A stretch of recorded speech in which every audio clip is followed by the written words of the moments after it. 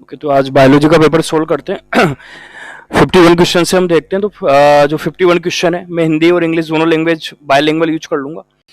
पहला क्वेश्चन जो है हमारा वो है 51 क्वेश्चन। प्रेगनेंसी के अंदर आपको पता है प्लेसेंटा के थ्रू आईजीजी जो एंटीबॉडी होती है वो मिलती है और वो सबसे अधिकतम पाई जाती है। तो आप सबको पहले से एक बात पता है कि आईजी जो आपको पता है 5 टाइप की एंटीबॉडी होती है। एक होती है आईजीजी, आईजीए, आईजीएम, आईजीई और आईजीटी। 5 टाइप की एंटीबॉडी होती है। 5 टाइप की एंटीबॉडी में से आईजीजी जो एंटीबॉडी होती है इसकी सबसे बड़ी स्पेशल बात ये होती है कि आईजीजी एंटीबॉडी प्लेसेंटा को क्रॉस कर लेती है। ये आप सबको पता है, प्लेसेंटा को क्रॉस करती है। और आईजीए एंटीबॉडी जो है ये दूध में पाई जाती है। जब हमारा नया बच्चा जो बर्थ लेता है तो जो माँ से जो दूध निकलता है उसके अंदर आईजीए होती है। तो आईजीजी के बारे में स्पेशल बात प्लेसेंटा को क्रॉस करती है और आईजीए के बारे में स्पेशल बात जो है दूध में पाई जाती है। ठीक है, अब आप यहाँ देख लेते हैं। तो प्रेगनेंसी के दौरान आईजीजी जो एंटीबॉडी होती है ये प्रेगनेंसी के दौरान प्लेसेंटा को क्रॉस करके जाती है, सही है। और सबसे ज्यादा भी यही एंटीबॉडी होती है। ये जो 5 टाइप की एंटीबॉडी होती है इस 5 टाइप की एंटीबॉडी में सबसे ज्यादा एंटीबॉडी भी आईजीजी होती है और सबसे बड़ी एंटीबॉडी पूछे तो सबसे बड़ी एंटीबॉडी आईजीएम होती है। चलो अब यहाँ देख लेते हैं दोनों क्वेश्चन। तो ड्यूरिंग प्रेगनेंसी आईजीजी जो एंटीबॉडी होती है ये मदर को क्रॉस करके प्लेसेंटा को क्रॉस करके मदर से बच्चे में चल जाती है, सही है। और ये सबसे ज्यादा पाई जाने वाली एंटीबॉडी ये भी सही है। सेकंड ऑप्शन जो है वो लिखा हुआ है ड्यूरिंग लैक्टेशन, जब दूध पिलाते हैं तो मदर जो है वो बच्चे को आईजीए प्रोवाइड करती है, ये बात भी सही है। पर आगे वाली बात देखना इसमें, which is example of natural active immunity. ये जो दूसरा हिंदी में लिख देता हूं कि जो आईजीए एंटीबॉडी है ये सही है कि दूध में तो पाई जाती है, इसमें कोई डाउट नहीं है। लेकिन आईजीए एंटीबॉडी जो है ये प्राकृतिक सक्रिय प्रतिरक्षा, इंग्लिश में अगर हम बोले नेचुरल एक्टिव इम्यूनिटी का एग्जाम्पल है, ये गलत है। तो इसका कैसे गलत है तो इसको सोल्व करके आपको दिखाता हूं। अगर आपको थोड़ा सा आइडिया हो तो यहाँ पर वैक्सीन जो होती है, वैक्सीन एक होता है वैक्सीन तो और एक होता है एंटीबॉडी। तो जो वैक्सीन है और ये जो एंटीबॉडी, अगर आपको पता है थोड़ा सा इम्यूनिटी के बारे में, तो इम्यूनिटी जो है ये आपको पता है 2 टाइप की होती है। एक तो होती है नेचुरल इम्यूनिटी, ये हमने क्लास में पढ़ा हुआ नेचुरल, और एक होती है आर्टिफिशियल इम्यूनिटी। और नेचुरल इम्यूनिटी और आर्टिफिशियल इम्यूनिटी जो है इसको दोनों को दो भाग में डिवाइड करा है, दो पार्ट में डिवाइड करा हुआ है। एक तो नेचुरल इम्यूनिटी, एक है एक्टिव इम्यूनिटी और एक है पैसिव। और ये भी 2 पार्ट में डिवाइड है, एक्टिव और ये पैसिव। नेचुरल का मतलब जो हमारी बॉडी के अंदर ही बनती है उसको बोलते हैं नेचुरल, और आर्टिफिशियल का मतलब जो हमारी बॉडी में नहीं बनती हो, जिसको बाहर से प्रोड्यूस करवाया जाता है। अब ये दोनों एक्टिव और ये पैसिव है। अब इसका तो यहाँ पर ये जो वैक्सीन है, ये जो वैक्सीन आपको दिख रही है, तो वैक्सीन किसका एग्जांपल है? वैक्सीन एग्जांपल है किसका? आर्टिफिशियल का। और आप मुझे बताना किसका एग्जांपल है? एक्टिव का। तो यहाँ पर वैक्सीन एग्जांपल होता है, एक तो आर्टिफिशियल का है, और आप मुझे बताना किसका एग्जांपल है? एक्टिव का। और जो एंटीबॉडी होती है ये एंटीबॉडी किसका एग्जांपल है? तो एंटीबॉडी जो दिख रही है आपको ये एंटीबॉडी एग्जांपल होती है नेचुरल, एंटीबॉडी नेचुरल। और आप बताना किसका एग्जांपल होती है? पैसिव का। पैसिव का इसलिए क्योंकि हमारी बॉडी में बन जाती है। ये पैसिव आईजी जो मैं एंटीबॉडी बता रहा हूं ये इसकी बात कर रहा हूं, आईजीए एंटीबॉडी, क्योंकि हमको मां से मिली है, इसी कारण ये एग्जांपल किसका है? पैसिव का। अगर आईजीए एंटीबॉडी हम खुद बनाते तो किसका एग्जांपल होता है? एक्टिव का। तो आईजीए एंटीबॉडी जो मैं आपको बता रहा हूं जो बच्चे से मां से बच्चे में आ गई थी दूध के थ्रू, वो किसका एग्जांपल होना चाहिए? पैसिव। पैसिव को हिंदी में क्या बोलते हैं? निष्क्रिय। और नेचुरल का मतलब प्राकृतिक। तो रियल में ये एग्जांपल होना चाहिए किसका? प्राकृतिक निष्क्रिय प्रतिरक्षा। इंग्लिश में इसको हम बोलेंगे, इंग्लिश में हम इसको क्या बोलेंगे? Natural passive immunity. रियल में ये जो आईजीए एंटीबॉडी है इसका एग्जांपल है, जबकि ऑप्शन में रखा है नेचुरल एक्टिव। तो एक्टिव तो है ही नहीं। एक्टिव तब में बोलता है इसको, सक्रिय तब में बोलता है जब इसको मेरी बॉडी खुद बनाती, पर ये हमको मां से मिली है दूध के थ्रू, इसलिए पैसिव का एग्जांपल है। इम्यूनिटी वाले चैप्टर में बहुत अच्छे से समझा रखा है इसको। तो इसका जो ऑप्शन है 51 का, 51 का ऑप्शन क्या जाएगा? कौन सा ऑप्शन इनमें से सही है? तो इसमें केवल 1 ऑप्शन सही है, सेकंड वाला जो ऑप्शन है वो गलत है। उसके बाद सेकंड नंबर के क्वेश्चन पे आते हैं। सेकंड नंबर के क्वेश्चन पे एंटीबायोटिक के बारे में बता रखा है, मैं यहाँ से एंटीबायोटिक के बारे में। तो सेकंड क्वेश्चन जो रखा है मैं यहां से देख के बोल देता हूं, एंटीबायोटिक जो दवाई इनके बारे में। तो सबसे पहले एंटीबायोटिक दवा जो होती है वो क्या करती है? पहला ऑप्शन साफ साफ लिखा हुआ है, एंटीबायोटिक जो मेडिसिन होती है वो आपको पता किसको मारती है? एंटीजन को मारती है। अब एंटीजन बहुत सारे टाइप के होते हैं। एंटीबायोटिक दवा का पर्पज क्या होता है? एंटीबायोटिक दवा का पर्पज होता है बैक्टीरिया को मारना, और आपको पता है जितने भी पैथोजन होते हैं उनको हम एंटीजन भी बोलते हैं। तो पहला ऑप्शन तो साफ साफ सही है कि एंटीबायोटिक दवा जो होती है वो किल करती है, किसको मारती है? बैक्टीरिया को।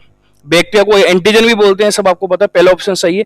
इसमें दूसरा ऑप्शन अगर हम देखें, दूसरा ऑप्शन तो लेवोफ्लक्सिसिन मेट्रोनिडाजोल, हो सकता है अब ये चीज आपको नहीं पता हो क्योंकि ये दवाई के नाम है, तो मैं बता देता हूँ। उनमें से लेवोफ्लक्सिन और जो मेट्रोनिडाजोल है ये एंटीबायोटिक के एग्जांपल है, और जो आगे वाली दवा दे रखा है एसिक्लोफेनाक और एस्पिरिन जो है ये आपको पता होगा, थोड़ा पढ़ा हो तो। एस्पिरिन तो एंटीबायोटिक होती है नहीं, एस्पिरिन तो हम क्लास में पढ़े, एस्पिरिन तो एक पेन किलर दवाई होती है, दर्द निवारक दवाई होती है। तो इसमें जो सेकंड ऑप्शन है, बी ऑप्शन जो है वो गलत है, क्योंकि इसमें लेवोफ्लक्सिसिन शुरू वाली और जो मेट्रोनिडाजोल दवाई है ये एंटीबायोटिक है, लेकिन आगे वाली जो दवाई है एसिक्लोफेनाक और एस्पिरिन जो होती है ये एंटीबायोटिक नहीं है, पेन किलर दवाई है। तीसरा ऑप्शन, थर्ड जो ऑप्शन दे रखा है, आप मुझे बताना, ये जो दवाइयां होती है ये एंटीबायोटिक दवा केवल बैक्टीरिया को मारने में काम आती है, वायरस को मारने में काम नहीं आती। वायरस को मारने वाली दवा तो हम एंटीवायरल दवाई होती है। तो इसमें जो आंसर है बेटर, इसमें जो आंसर जाएगा वो जाएगा केवल ए, क्योंकि इसमें पहला ही ऑप्शन सही है कि एंटीबायोटिक दवाई जो होती है वो परजीवी का मतलब एंटीजन, एंटीजन का मतलब बैक्टीरिया को मारने में काम आती है।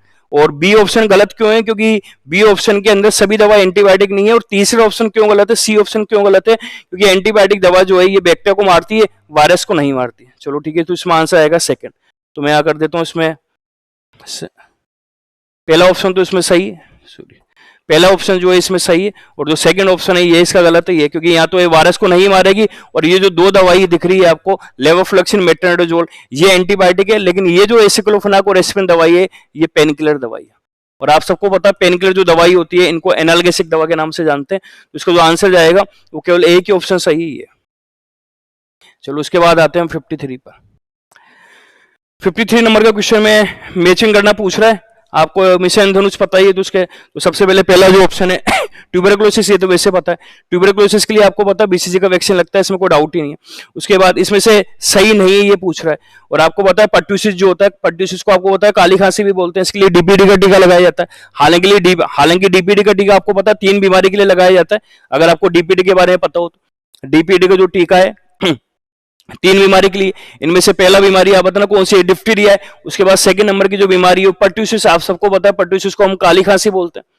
और उसके बाद बताना टी का मतलब टिटनेस है। तो यहाँ पर केवल पर्ट्यूसिस पूछा, तो पर्ट्यूसिस के लिए भी लगेगा तो डीपीडी का टीका, तो सही है तो ऑप्शन।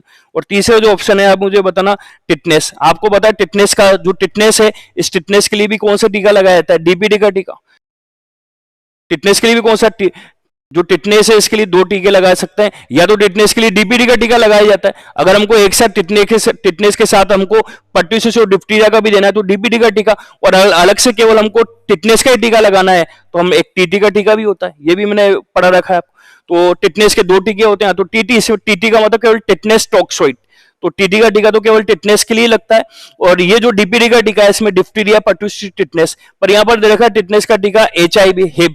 अभी आपको पता है हिब जो होता है ये तो होता है हीमोफिलस इन्फ्लुएंजा बी की वैक्सीन, तो यहाँ पर ये गलत है कि जो टिटनेस का टीका है इसमें हिब वैक्सीन दे रखा है। या तो यहाँ पर आंसर टिटनेस का भी आंसर या तो डीपीडी बोलना चाहिए, या बताना क्या देना चाहिए, टीटी बोलना चाहिए, लेकिन टिटनेस के आगे दे रखा है हिब, तो हिब वैक्सीन हीमोफिलस इन्फ्लुएंजा बी की वैक्सीन होती है, पता होगा आपको, जो कि पेंटावैलेंट वैक्सीन के अंदर इंक्लूड होती है।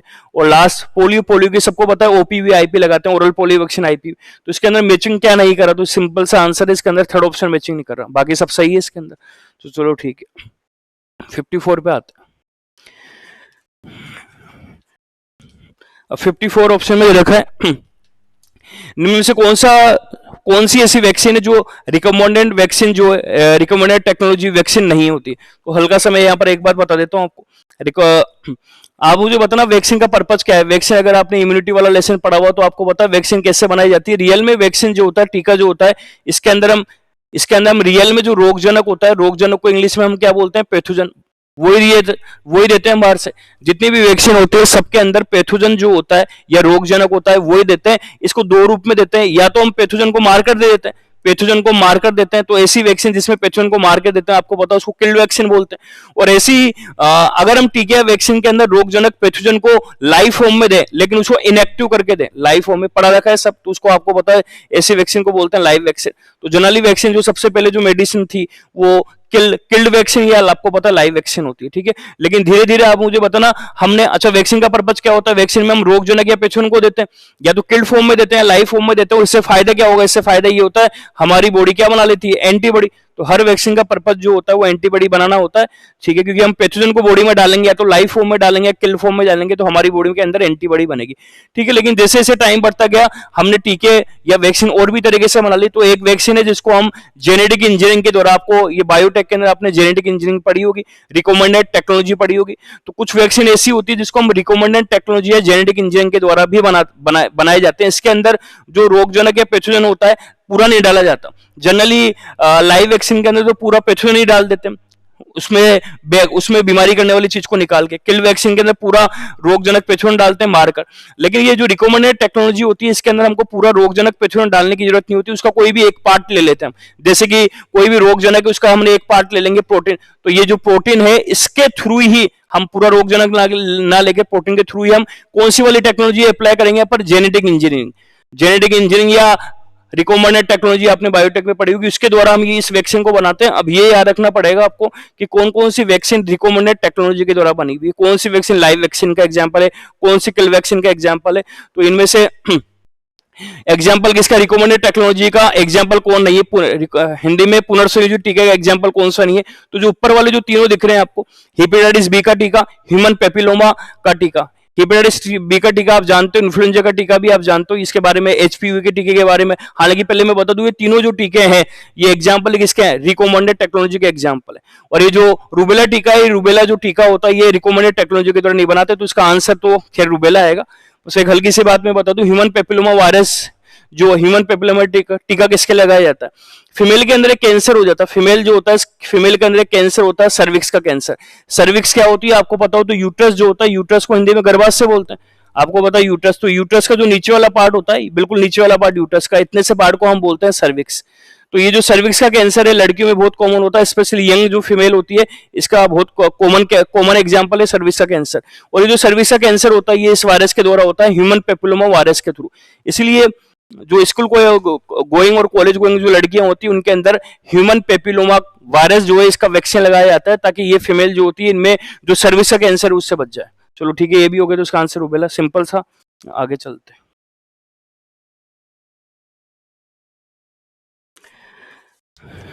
55 पे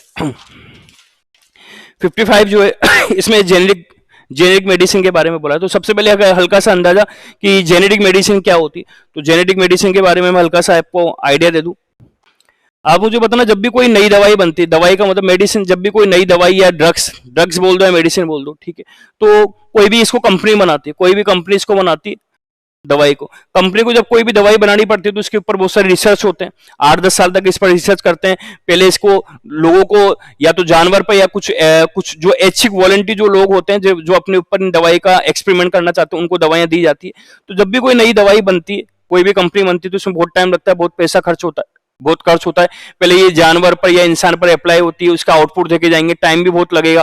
कोई भी दवा का बाद में साइड इफेक्ट क्या आ रहा है आज ली तो कोई भी जब नई दवाई बनती है तो उसमें टाइम बहुत लगता है, पैसा बहुत लगता है। और एक कंपनी बनाती, कंपनी इसको ब्रांड नाम दे देती, कोई भी कंपनी का जो भी नाम है उसका अपना नाम दे देती है, तो पैसा भी। अब क्या होता है जब कंपनी इस दवाई को बना लेती है और ठीक है ये सक्सेसफुल हो जाती है, लोगों को दिया और ये सक्सेसफुल हो गई, तो ये कंपनी जो है इस दवाई को पेटेंट कराती है। अलग अलग पेटेंट का टाइम अलग होता है। जैसे कि मान लेते हैं कोई भी कंपनी है, मान लो इस दवाई को बना ली और उसने इसका 20 साल तक पेटेंट करा दिया। पेटेंट का मतलब ये है कि अब ये कंपनी इस दवाई को बनाएगी और कोई नहीं बना सकते इसको। तो अब इस कंपनी के पास 20 साल का पेटेंट है, गवर्नमेंट इसको 20 साल का पेटेंट दे देगी, तो अब ये दवाई केवल यही कंपनी बनाएगी। तो ऐसी दवाई को हम बोलते हैं ब्रांडेड मेडिसिन, सही है। चलो अब क्या होगा जब इन दवाई का पेटेंट खत्म होता है, ये जो दवाइयां हैं जब इनका जो टाइम पीरियड खत्म हो जाएगा, जैसे कि 20 साल पेटेंट इनका खत्म हो जाएगा, उसके बाद ये जो दवाइयां हैं ये कोई भी बना सकता है। अभी ये कंपनी इस दवाई को नहीं बनाएगी, 20 साल के बाद जब इसका पेटेंट खत्म हो जाता है तो फिर इसे कोई भी कंपनी बना सकती है। इसका फायदा क्या होगा, जब वो दूसरी कंपनी बनाएगी तो उसको चीप प्राइस पे बनाएगी, सस्ती बनाएगी, क्योंकि पहले जिस कंपनी ने इसको बनाया था क्योंकि उसको 10 साल लगे बनाने में, पैसा लगा, तो वो कंपनी इस दवाई को महंगी बेचेगी। लेकिन जब 20 साल पेटेंट वाला टाइम पूरा हो जाता है तो उसके बाद कोई भी इस दवाई को कोई भी बना सकता है, तो क्या होगा वो सस्ती बनाएगा। तो इस दवाई को जब पेटेंट खत्म हो जाता है तो अब जब कोई भी इस दवाई को बनाना, तो ऐसी दवाई को हम बोलते हैं जेनेरिक दवाई। ऐसी दवाई को बोलते हैं जेनेरिक दवाई। जेनेरिक दवा भी बिल्कुल ऐसे काम करती है, बस फायदा क्या होता है, एक तो चीप होती है, सस्ती होती है, और इसे पेटेंट खत्म हो जाता है तो कोई भी बना लेता है जेनेरिक दवाई। तो जेनेरिक दवाई जो है वो किसी जेनेरिक दवाई कोई भी कंपनी बना सकती है। तो मेन मकसद तो ये होता है। अब इसको हम पढ़ लेते हैं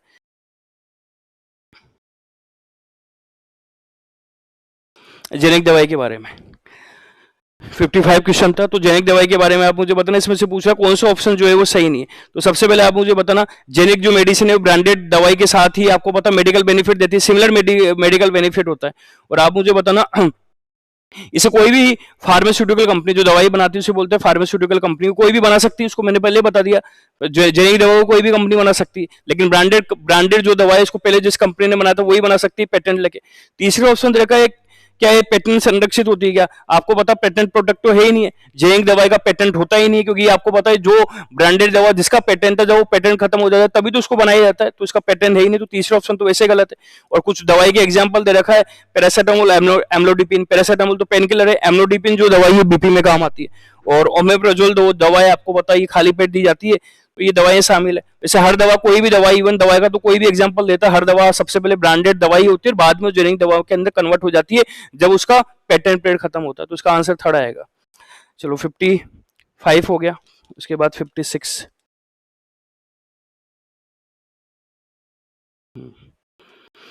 फिफ्थ में 56 के अंदर फूड फोर्टिफिकेशन। तो पहले फूड फोर्टिफिकेशन क्या होता है, हिंदी में फूड फोर्टिफिकेशन के पहले बारे में आपको बता दूं, फूड फोर्टिफिकेशन क्या होता है।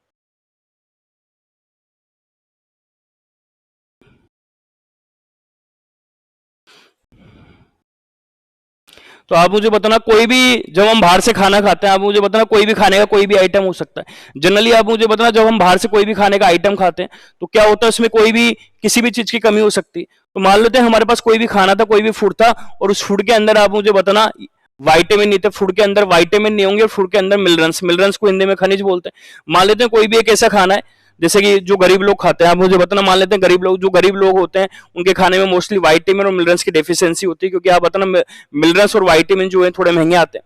तो क्या होता है, भारत की बहुत सारी ऐसी पॉपुलेशन होती है जिसके अंदर, जिनको खाना तो खाते हैं लेकिन उनके अंदर बहुत सारे वाइटामिन और बहुत सारे मिनरल्स नहीं खा पाते, क्योंकि उनका जो खाना होता है, रूटीन लाइफ का जो खाना होता है, जो सस्ता होता है, उसके अंदर विटामिन और मिनरल उसके अंदर होते नहीं। तो क्या होता है कि ऐसा खाना मान लेते हैं जो सब लोग खा रहे हैं, जो सस्ता होता है। अब इस सस्ते खाने के अंदर, या जो खाना आसानी से मिल जाता है, इसके अंदर बहुत सारे विटामिन नहीं है, बहुत सारे मिनरल्स नहीं है, खनिज नहीं है। तो हमने क्या करा, एक ऐसी टेक्नोलॉजी इस्तेमाल करी जिसके अंदर जो खाना है, जिसमें जो था वो तो है ही, लेकिन इस खाने के अंदर हम विटामिन और मिनरल ऐड कर दें, तो इसको हम बोलते हैं, ये जो लिखा हुआ है, ये जो चीज है, इसको हम बोलते हैं फूड फोर्टिफिकेशन। अब ये भी कॉमन सेंस की बात है, हर विटामिन और हर मिनरल ऐड कर नहीं सकते हम। तो जैसे कि मान लेते हैं कौन कौन से फूड फोर्टिफिकेशन के अंदर हम खाने के अंदर विटामिन और मिनरल को ऐड कर देते हैं टेक्नोलॉजी के द्वारा। हर चीज को नहीं मिला सकते, जैसे जनरली आप मुझे बताना फूड फोर्टिफिकेशन के अंदर कौन कौन से विटामिन और मिनरल ऐड किए जाते हैं। तो विटामिन और जो मिनरल ऐड किए जाते हैं, मोस्टली जो ऐड किया जाता है, विटामिन ए है, विटामिन डी है, और आपको पता है इसके अलावा B9 और B12, ये दोनों विटामिन तो बहुत काम आते हैं। B9 को तो आपको पता है फोलिक एसिड भी बोलते हैं, और B12 को साइनोकोबाल्मिन भी बोलते हैं, क्योंकि ये जो विटामिन की कमी अक्सर ये जो खाना होते हैं उनमें कम होता है। विटामिन ए जो है आपको पता है आंखों के लिए बहुत जरूरी है। डी जो है आपको पता है, डी तो आज केवल सनलाइट में ही है और नॉन वेजिटेरियन सोर्स में होता है। और B9 B12 की भी कमी होती है। मिनरल्स में आप मुझे बताना, मिनरल्स जो होता है, मिनरल्स में किस किस को मिलाया जाता है, आयरन को मिलाया जाता है। आयोडीन से आपको पता घेंगा गोइटर रोग हो जाता है। जिंक को मिलाते हैं। तो मैं आपको ये बात बता रहा हूँ, पहले तो फूड फोर्टिफिकेशन क्या होता है, एक ऐसी टेक्नोलॉजी के द्वारा, एक ऐसी टेक्नोलॉजी जिसमें हम किसी भी खाने में, जिस खाने में मिनरल्स और विटामिन नहीं होते पर उस खाने को आम लोग खाते हैं, इसलिए आम लोगों के अंदर वो विटामिन और मिनरल नहीं हो पाते, तो हमने क्या करा, इस खाने के अंदर कुछ टेक्नोलॉजी के द्वारा बहुत सारे विटामिन और मिनरल्स मिला दिए, और उसको उस टेक्नोलॉजी को हम बोलते हैं फूड फोर्टिफिकेशन। पर हर विटामिन और मिनरल्स को मिलाना पॉसिबल नहीं होता। किस किस को मिलाया जाता है वो मैंने एग्जाम्पल लिख दिए, vitamin A, vitamin D, B9 B12, ये तो विटामिन का एग्जाम्पल हो गया। और कुछ मिनरल्स है जैसे कि आयरन, ताकि एनीमिया नहीं हो, आयरन आयोडीन घेंगा रोग नहीं हो, और जिंक एंटीऑक्सीडेंट होता है, ये मिला दे, इसको हम बोलते हैं फूड फोर्टिफिकेशन। अब वापस क्वेश्चन पे आ जाते हैं। 56 नंबर का क्वेश्चन था। तो 56 नंबर के क्वेश्चन में आप मुझे बताना, मैं ऑप्शन बोल देता हूं आपको। तो इनमें से आपसे पूछ रहा है कि कौन सा ऑप्शन जो है वो सही है।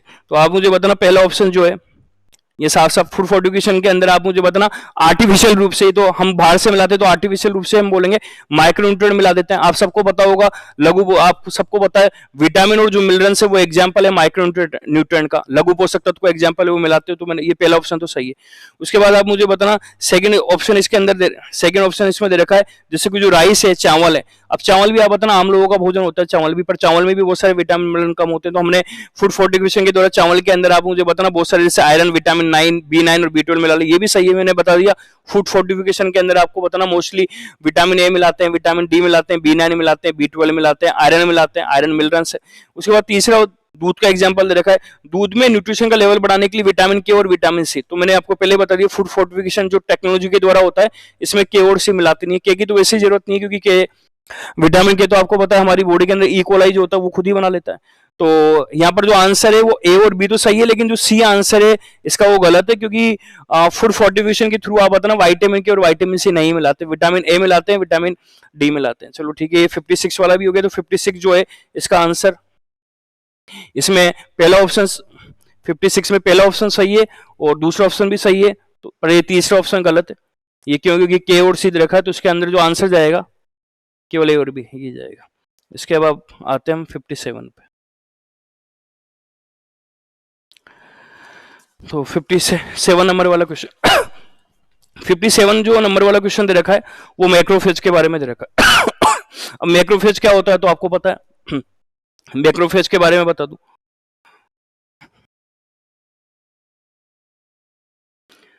आपको पता है WBC होती है हमारे अंदर, और आप सबको पता है WBC 5 टाइप की होती है, उनके नाम मुझे बताना। तो WBC आपको पता है एक होती है एसिडोफिल, एक होती है बेसोफिल, एक होती है न्यूट्रोफिल, और आपको पता है एक होती है मोनोसाइट, ये सबको पता है एक होती है मोनोसाइट, और आप मुझे बताना एक कौन होती है लिम्फोसाइट। ये सबको बहुत बेसिक सा क्वेश्चन है।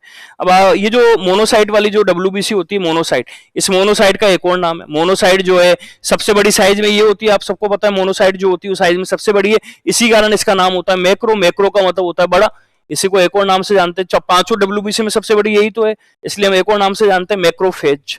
और फेज क्यों बोलते हैं इसको ये भी अगर आपको पता हो तो फेज बना है क्योंकि ये फेगोसाइटोसिस करता है। इन 5 WBC में अगर आपको पता हो तो 2 WBC जो है इनमें से 2 WBC कौन थे, न्यूट्रोफिल और जो मोनोसाइट है ये तो फेगोसाइट करते हैं। तो इनमें से जो मोनोसाइट है इसको हम मैक्रोफेज क्यों बोल रहे हैं, सबसे बड़ी है इसलिए मैक्रो, और फेगोसाइटोसिस करती है इसलिए फेज। तो चलो ठीक है, मैक्रोफेज WBC का नाम है। कौन सी वाली WBC? मोनोसाइट। अब आगे देखा है मैक्रोफेज एक प्रकार की WBC है, सही है। तो WBC है जो इनगल्फ करते हैं, आपको पता है फेगोसाइट, इनका पता है आपको कि ये दोनों WBC जो होती है फेगोसाइटोसिस करते हैं, और आपको पता है फेगोसाइटोसिस क्या होता है, रोगजनक या पेथोजन को डायरेक्ट खा लेना, इंगल्फ करना, डायरेक्ट निगलना, जिसको हम टेक्निकल भाषा में फेगोसाइटोसिस बोलते हैं। तो सही बात है, मैक्रोफेज जो होता है ये मारती, कैसे मारती है? फेगोसाइटोसिस के द्वारा। सेकंड जो ऑप्शन दे रखा है इसमें, अच्छा इसमें से हमसे पूछा कौन कौन से ऑप्शन सही है, तो पहला ऑप्शन तो सही है। Second monoclonal antibody. अब सबसे पहले मोनोक्लोनल जो एंटीबॉडी होती है ये नेचुरली हमारी बॉडी में नहीं होती। ये मोनोक्लोनल एंटीबॉडी तो आप बायोटेक जब पढ़ोगे तो वहां पढ़ा होगा, मोनोक्लोनल एंटीबॉडी बायोटेक्नोलॉजी में बनाई जाती है, रिकमेंडेड टेक्नोलॉजी के द्वारा बनाई जाती है मोनोक्लोनल। अब ये जब रिकमेंडेड टेक्नोलॉजी के द्वारा बनाई जा रही है तो फिर ये नेचुरल एंटीबॉडी तो है ही नहीं है, आर्टिफिशियल एंटीबॉडी हो गई। तो यहाँ पर ये दे रखा है सेकंड ऑप्शन मोनोक्लोनल एंटीबॉडी। मैं आगे पढ़ ही नहीं रहा, अब आगे देखना क्या है। एक प्राकृतिक एंटीबॉडी, यहाँ गलत हो गया, प्राकृतिक नेचुरल एंटीबॉडी होती नहीं है, तो आर्टिफिशियल एंटीबॉडी है। यहाँ से साफ साफ पता लग रहा है। हमसे क्वेश्चन पूछ रहा है कौन सा ऑप्शन सही है, तो इसमें पहला ऑप्शन तो सही है और सेकंड गलत है। तो यहाँ पर वापस आ जाते हैं इधर, तो इसमें ये वाला ऑप्शन जो है ये तो सही है, और सेकंड जो ऑप्शन है नेचुरल एंटीबॉडी ये गलत है। अब यहाँ से आप देख लो 4 ऑप्शन में से तो सेकंड आएगा, पहला सही है और दूसरा सत्य है। चलो ठीक है, पूरा समझ में आ गया होगा आपको। अब आगे चलते हैं 58। जो क्वेश्चन समझाने के ऐसे समझा दूंगा बाकी। चलो 58 में ब्लड ग्रुप का क्वेश्चन दे रखा है। तो आपको पता है कि ब्लड ग्रुप AB का दे रखा है, तो ब्लड ग्रुप AB क्या RBC के ऊपर पाता है, RBC को इरिथ्रोसाइट बोलते हैं, तो सही है, वो तो लिखा हुआ है। एंटीबॉडी A और एंटीबॉडी B पाई जाती है। तो आप मुझे बताना कि ब्लड ग्रुप जो AB है इसकी एंटीजन जो है, जिसके अंदर ब्लड ग्रुप AB होता है आपको पता है उसके अंदर एंटीजन A और B पाया जाता है और इसके अंदर एंटीबॉडी तो एब्सेंट होती है। तो ये जो पहला ऑप्शन है यही गलत हो गया कि ब्लड ग्रुप AB के अंदर ये पूछ रहा है एंटीबॉडी A और B पाई जाती है, गलत है। ब्लड ग्रुप AB के अंदर तो एंटीजन A और B होता है, एंटीबॉडी तो होती ही नहीं, तो पहला ऑप्शन तो गलत है। अब आगे ब्लड ग्रुप के एलील जो होता है वो आपको पता है, जब मैंने ब्लड ग्रुप की आपको जेनेटिक्स पढ़ाई थी तो हमने ब्लड ग्रुप की जेनेटिक्स में यही बता देता हूँ। ब्लड ग्रुप की जब मैंने जेनेटिक्स पढ़ाई थी तो मैंने आपको बताया था ब्लड ग्रुप A होता है, B होता है, AB होता है और O होता है। जब मैंने इनके जीन बताए थे आपको, तो ब्लड ग्रुप जो A है इसके जीन आपको पता है ब्लड ग्रुप A के जीन क्या होते हैं, IA ये पढ़ा रखा है मैंने, या फिर आपको पता है IAIO होता है, ये क्लास में हमने डिस्कस कर रखा है। B जो होता है, B के जीन कौन कौन से होते हैं, तो B के जीन होते हैं IB होता है, ये आपको पता है। या फिर आप बताना क्या होता है, IBIO होता है। और AB जो है, इसमें क्वेश्चन में AB का पूछा गया है, तो AB जो होता है वो AB का जीन क्या है, IA IB है। और आप बताना O जो है उस O का क्या है, IO है। ये जीन है सबके, ये सबके आपको पता है जीन है। जीन यहाँ पर एक वर्ड एलिल भी लिखा हुआ, तो एलिल क्या होता है आप मुझे बताना, जो जीन का रूप होता है, जो जीन का रूप है। जैसे कि आप मुझे बताना, जब ये पढ़ाया था तो मैंने आपको बताया था आई क्या है, आई जीन है। आई क्या है, जीन। कौन सा जीन, जो एंटीजन बनाएगा। तो इस आई के कितने रूप है, इस आई के 3 रूप हो सकते हैं, या तो IA हो सकता है, या IB हो सकता है, या IO हो सकता है। तो ये जो किसी भी एक जीन के, पर्टिकुलर जीन के कितने टाइप पाए जा सकते हैं। जैसे जो एंटीजन बनाने वाली जो जीन है उसको हम आई बोलते हैं, तो इसके 3 रूप है, इन तीनों को बोलेंगे एल। तो एल का मतलब होता है जीन के टाइप, जीन के टाइप इसको बोलेंगे एलिल। तो ब्लड ग्रुप की जो एंटीजन है उसके एलिल कितने, 3, IA IB और IO। और आपको पता है हमारे अंदर जीन जो होते हैं वो जोड़े में पाए जाते हैं, तो ये मैंने सब जोड़े में बना दिया। अभी जितने भी जीन है, जब आप ब्लड ग्रुप वाले देखोगे तो इसका एग्जाम्पल ये हमसे AB का पूछा है, तो AB वाले जीन में आप मुझे बताना, जब इसमें IA जो है इसका भी इफेक्ट आ रहा है, IB का भी इफेक्ट आ रहा है, इसका मतलब किसका एग्जांपल है, कोडोमिनेंसी। कोडोमिनेंसी का मतलब होता है सहप्रभाविता। इसका मतलब इसका ये भी प्रभावी जीन है, ये भी प्रभावी जीन है, ये भी डोमिनेंट जीन है, ये भी डोमिनेंट जीन है, तो इफेक्ट किसका आ रहा है, दोनों का आएगा। जब ये भी डोमिनेंट है, जब ये भी डोमिनेंट है, तो इफेक्ट तो दोनों का आएगा ना, इसका भी आ रहा है, इसका भी आ रहा है, तो साथ साथ दोनों का आ रहा है, इसलिए से बोलते हैं सहप्रभाविता। दोनों ही जो दोनों प्रभावी जीन है, डोमिनेंट जो जीन है, उन दोनों का ही प्रभाव हो रहा है, क्योंकि दोनों डोमिनेंट, इसे बोलते हैं सहप्रभाविता, तो कोडोमिनेंस। तो ये एग्जांपल, तो आप मुझे बताना, ये जो 58 क्वेश्चन है, 58 के अंदर ये तो गलत हो ही गया, साफ साफ दिख रहा है। और ये सहप्रभाविता का एग्जांपल होता है, इंग्लिश में लिखा है कोडोमिनेंट का एग्जांपल होता है। तो इसका आंसर आप मुझे बताना 58 के अंदर, ये तो गलत है, ये गलत है। 4th, इसमें A जो है ऑप्शन जो है वो गलत है, और आप मुझे बताना B ऑप्शन सही है। तो ये सब समझ में आ गया होगा, समझाते हुए मैं कर रहा हूँ। 58 हो गया। 59 59 क्वेश्चन है, आप मुझे बताना, कुछ सिम्टम्स दे रखे हैं आपको, और वो एबनॉर्मल हाइट, डिसेबिलिटी, और आप बताना एक्ने और फेशियल। तो अब यहाँ से आप मुझे बताना, हो सकता है क्वेश्चन आपको समझ में नहीं आया, पर थोड़ा सा देखना एक्ने और फेस ड्यूरिंग, तो इससे एक्ने से समझाता हूँ। आप मुझे बताना, हमारे चेहरे, हमारा जो फेस है इसके ऊपर एक्ने होते हैं, मेल में भी होते हैं और फीमेल में भी होते हैं। एक्ने जो होते हैं, मैं आपको बता दूं, चाहे लड़कों में मुहासे, एक्ने जो है वो टेस्टोस्टेरोन हार्मोन के कारण होते हैं। एक्ने जो होते हैं वो टेस्टोस्टेरोन हार्मोन के द्वारा होते हैं। अब एक्ने लड़कों में भी होते हैं, लड़कियों में भी होते हैं, तो हो सकता है आप यहाँ पर सोच रहे हो कि लड़कियों में तो टेस्टोस्टेरोन हार्मोन होता ही नहीं। तो आपने अगर क्लास बहुत डिटेल से अच्छे से ली है, तो टेस्टोस्टेरोन हार्मोन जो होता है वो लड़के और लड़की दोनों में होता है। एक्ने के लिए टेस्टोस्टेरोन हार्मोन रेस्पॉन्सिबल होता है। और ये कौन सा वाला टेस्टोस्टेरोन हार्मोन है, ये टेस्टिस से निकलने वाला टेस्टोस्टेरोन हार्मोन नहीं है। आपको पता हो तो हमारी जो एड्रिनल ग्लैंड है, याद करना, एड्रिनल ग्लैंड का अंदर वाला भाग मेडुला होता है, बाहर वाला भाग कोर्टेक्स होता है। कोर्टेक्स से तीसरा टाइप का जो हार्मोन निकलता है। तो वापस में बोल दूं, एक्ने के लिए टेस्टोस्टेरोन हार्मोन रेस्पॉन्सिबल होता है। ये जो टेस्टोस्टेरोन हार्मोन निकल रहा है, ये कौन सा वाला टेस्टोस्टेरोन हार्मोन निकल रहा है, जो एड्रिनल ग्लैंड से निकलता है। और एड्रिनल ग्लैंड आपको पता दोनों में, एड्रिनल ग्लैंड तो लड़कों में और लड़कियों में तो टेस्टोस्टेरोन हार्मोन दोनों में निकलता है। तो ये रेस्पॉन्सिबल होता है एक्ने के लिए। चलो ठीक है, अब छोड़ो आप उसको। अब इधर आना है, पूछ रहा है कि एबनॉर्मल हाइट है। आपको बताया हाइट का, ज्यादा हाइट होना मेल का कैरेक्टर है। अगर नॉर्मल जो लड़के और लड़कियां आपने देखे होंगे तो उसमें ज्यादा, लड़कों की जनरली हाइट ज्यादा ही होती है और लड़कियों की हाइट कम होती है। तो ज्यादा हाइट का होना और पिंपल्स का आना, तो जनरली आप मुझे बताना, पिंपल्स ही एक ना, ये टेस्टोस्टेरोन हार्मोन की वजह से आते हैं। तो दोनों चीजें शो कर रही है कि मेल वाली चीजें ज्यादा आ रही है, और मेल वाली चीजों को लेके आने के लिए वाई क्रोमोसोम रेस्पॉन्सिबल होता है। अब इसमें 4 आप ऑप्शन देखोगे, क्लाइनफेल्टर सिंड्रोम जो है, टनल सिंड्रोम, क्लाइनफेल्टर सिंड्रोम अगर आपको याद हो, टनल सिंड्रोम आपको पता हो तो XX, इसमें तो सॉरी, ये जो टनल सिंड्रोम है आपको पता है, तो इसमें तो फीमेल में एक X क्रोमोसोम कम हो जाता है, X0 होता है। क्लाइनफेल्टर में आप मुझे बताना 44 जो होता है, ये सब आपको पता है, XXY होता है। तो यहाँ तो देखना, यहाँ पर तो आप मुझे बताना, टनल सिंड्रोम में तो Y है ही नहीं, तो हो ही नहीं सकता। क्लाइनफेल्टर में एक ही तो Y है, और एक Y होना तो नॉर्मल है। तीसरा ऑप्शन जो है, तो अगर आपने शॉर्ट नोट्स में लिखा हुआ है, तीसरे ऑप्शन में देखना XYY, तो तीसरा ऑप्शन है इसमें Y क्रोमोसोम, ये तीसरा ऑप्शन है, इसको पूरा इस तरह से लिखना चाहिए, पूरा किस तरह से, यहां पर मैं लिख रहा हूं 44 प्लस XYY वाई। तो आप बताना इसमें टोटल क्रोमोसोम कितने आ गए, टोटल क्रोमोसोम इसमें भी कितने हो गए 47। इसका मतलब ये भी किसका एग्जांपल है, ट्राइसोमी। बहुत सारे ना हो सकता है बच्चों ने नहीं पढ़ा हो, तो मेरी बात सुनना, 2 वाई क्रोमोसोम आ रहे हैं इस जेनेटिक डिजीज को हम बोलते हैं क्रिमिनल सिंड्रोम।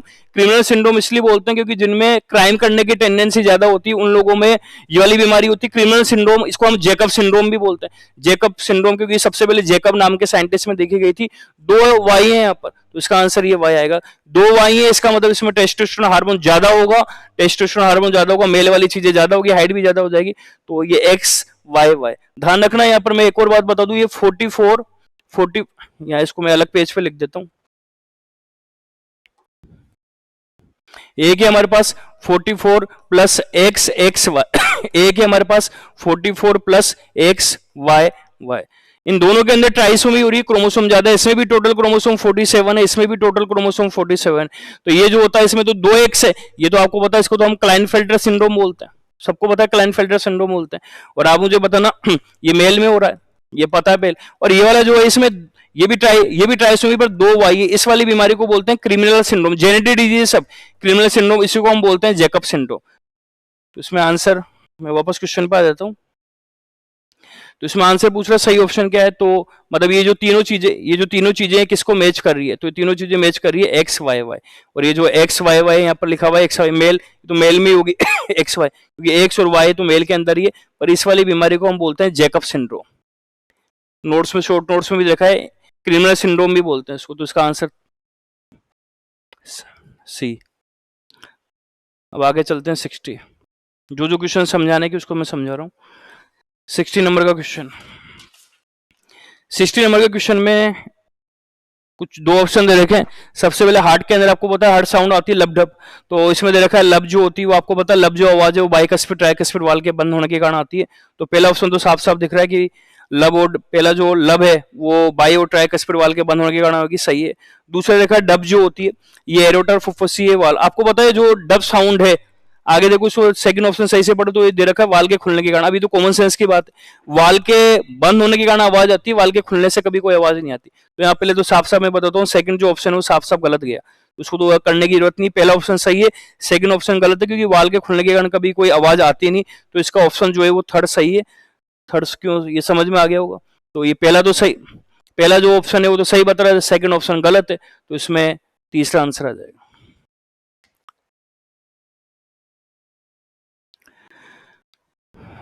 69 क्वेश्चन सिंपल सा फैक्चुअल क्वेश्चन है।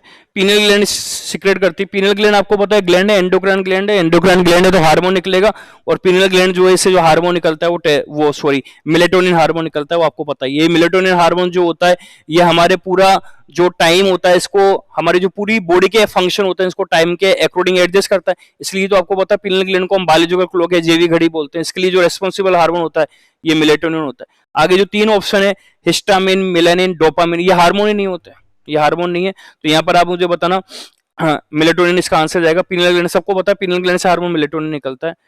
उसके बाद आ जाते हैं 62 पर, तो इसमें आंसर मेलेटोनिन है,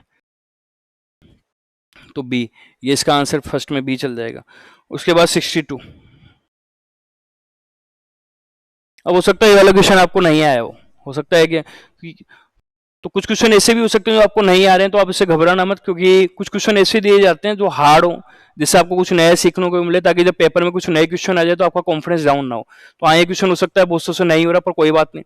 तो 62 नंबर का क्वेश्चन है, इसको मैं एक बार बता देता हूं आपको। आप मुझे बताना, जो हम एयर को, जितनी एयर का अमाउंट को हम अंदर लेते हैं उसको हम बोलते हैं इंस्पायरेशन कैपेसिटी। जितनी हम अंदर लेते हैं उसको इंस्पायरेशन कैपेसिटी, जिसको हम बाहर निकालते हैं, बाहर निकालने का एक्सेल करते हैं उसको हम बोलते हैं एक्सपायरेशन कैपेसिटी। कभी ये जो इंस्पायरेशन और एक्सपायरेशन होता है, कभी कभी आप मुझे बताना ये पैसिव घटना होती है। पैसिव का मतलब मैं कितनी अंदर ले रहा हूं, मैंने सोच के नहीं लिया, मैं कितनी बाहर निकाल रहा हूं। कभी कभी क्या होता है हम फोर्सफुली अंदर लेते हैं सांस। फोर्सफुली का मतलब आप बताना मैंने प्रेशर लगा के एयर को अंदर लिया। जैसे कभी आप डॉक्टर को दिखाने गए, उन्होंने बोला अंदर से सांस खींचो, तो उसको बोलते हैं फोर्सफुली इंस्पायरेशन। कभी जैसे आपने गुब्बारा फुलाया तो उसमें भी जो हम इंस्पायरेशन लेते हैं फोर्सफुली। तो एक बार जब फोर्सफुली इंस्पायरेशन जब हम कर लेते हैं, उसके बाद जब हम इसको वापस बाहर निकालते हैं तो उसको हम फोर्सफुली एक्सपायरेशन बोलेंगे। उसको उस समय वो कितनी निकल रही, एक बार वापस सुनना, फोर्सफुली इंस्पायरेशन के बाद कितनी आपने एयर अंदर ली, इसके बाद आप कितनी बाहर निकाल रहे हो, उसको हम बोलते हैं, कितनी बाहर निकल रही है उसको हम बोलते हैं वाइटल कैपेसिटी। तो इसमें आंसर जो आएगा आप मुझे बताना, फोर्थ आएगा। तो एक बार ये देखो यहाँ पर क्या लिखा हुआ है, फोर्सफुली इंस्पायरेशन के बाद आप मुझे बताना, हम फोर्सफुल इंस्पायरेशन के बाद कितनी एयर को हम बाहर निकाल सकते हैं हमारी बॉडी से, उसको हम बोलते हैं वाइटल कैपेसिटी। तो हो सकता है क्वेश्चन जो है वो आपको हार्ड लगे, पर कोई बात नहीं। उसके बाद आगे वापस लंग्स का क्वेश्चन है 63। तो इसमें आंसर आना है एक बार, चलो मैं करता हूँ, देखो इसको करना चाहिए।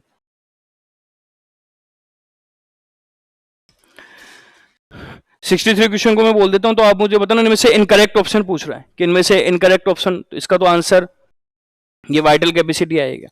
उसके बाद 63 क्वेश्चन हमसे पूछ रहा है, तो 63 क्वेश्चन का मैं आपको ऐसे बता देता हूं यहाँ 63 क्वेश्चन में हमसे पूछ रहा है गलत ऑप्शन कौन सा है।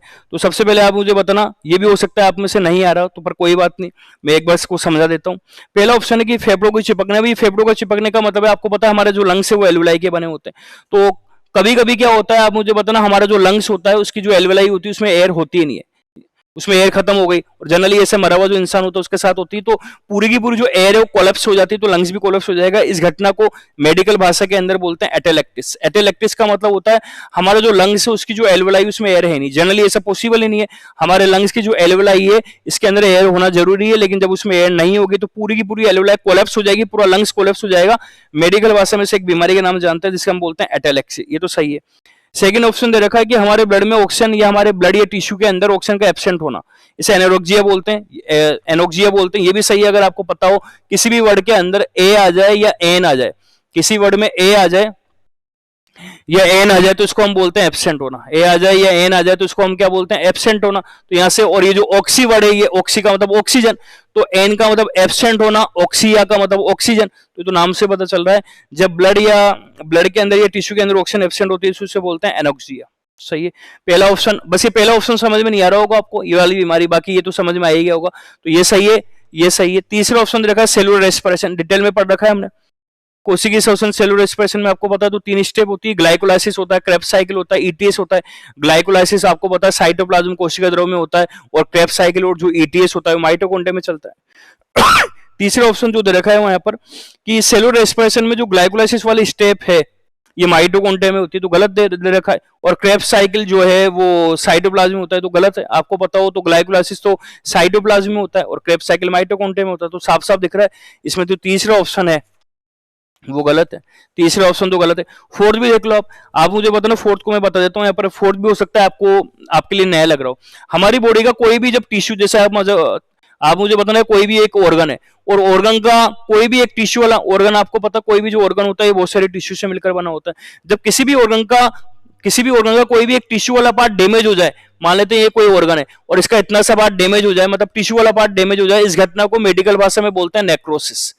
इसको हम बोलते हैं नेक्रोसिस। तो नेक्रोसिस का मतलब क्या होता है, डेथ ऑफ टिश्यू। सही है, किसी भी टिश्यू का उत्तक का नष्ट होना। तो नेक्रोसिस जो होता है इसका हमारी डेथ होना नहीं है, किसी भी टिश्यू का नष्ट होने से बोलते हैं नेक्रोसिस। जैसे इसका मैं आपको एक एग्जांपल बताऊं, आपके जहां पैर होते हैं, शूज जो होते हैं, हम शूज पहनते हैं, वहां पर जो एडी वाला पार्ट है आप बताना नीचे, तो बहुत से लोगों का वो ब्लैक ब्लैक पड़ जाता है। आपके पेरेंट्स है, उनके भी पेरेंट्स जो है वो ब्लैक ब्लैक पड़ जाता है। जहां पर हम शूज पहनते हैं तो शूज का जो वाला पार्ट, जिसको एडी वाला पार्ट बोलते हैं, वो पार्ट धीरे धीरे ब्लैक पड़ने लग जाता है। क्यों? क्योंकि वहां पर ब्लड सप्लाई रुक जाती है, उस वाले पार्ट में ब्लड सप्लाई रुक जाएगी, तो वाला जो पार्ट है उसकी सेल धीरे धीरे नष्ट हो जाएगी, तो सेल नष्ट हो जाएगी तो टिश्यू नष्ट हो जाएगा, तो उसको बोलते हैं नेक्रोसिस की वजह से हुआ। पर नेक्रोसिस का मतलब ये नहीं कि हमारी डेथ हो जाएगी, क्योंकि नेक्रोसिस में पर्टिकुलर एक सिंपल सा एक टिश्यू डिस्ट्रॉय हो रहा है, तो पूरी बॉडी में हजारों टिश्यू, तो एक टिश्यू का नष्ट होने से तो डेथ होगी नहीं हमारी। तो नेक्रोसिस का मतलब टिश्यू का नष्ट होना। तो इसमें भी आपको पता ये ऑप्शन भी सही है, तो गलत ऑप्शन इसमें सी है 64। ये इजी है 64। तो आप मुझे बताना, इसमें पूछ रहा है 64 तो सिंपल है, वसा में घुलनशील नहीं है।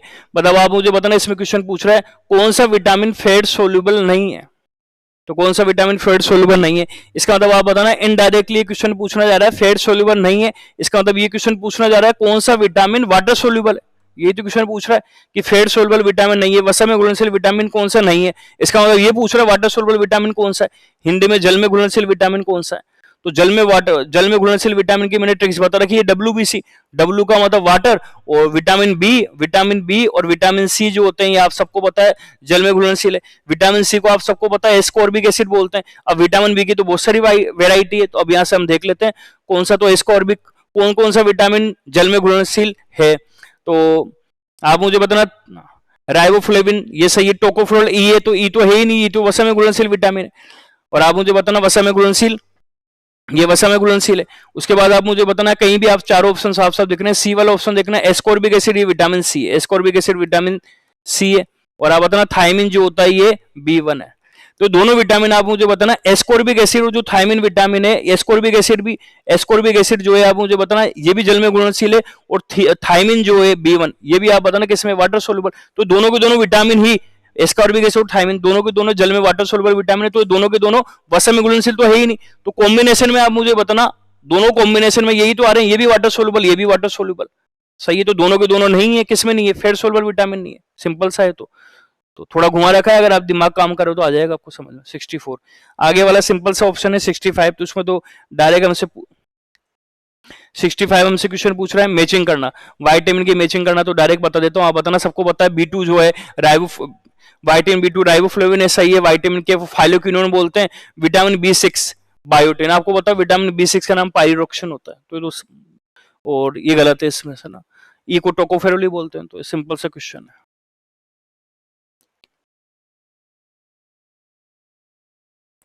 उसके बाद 66 सिकल सेल एनीमिया के बारे में पूछा है, तो आपको पता है सिकल सेल एनीमिया जो है इसके अंदर हीमोग्लोबिन की, आपको पता है सिकल सेल एनीमिया और आगे सेकंड ऑप्शन रखा है हीमोफिलिया, ये दोनों की दोनों जेनेटिक डिजीज है, सही है। मैंने वीडियो के रूप में जो एक्स्ट्रा वीडियो उनमें भी रखा, दोनों की दोनों जेनेटिक डिजीज है, इसको भी देख लेते हैं।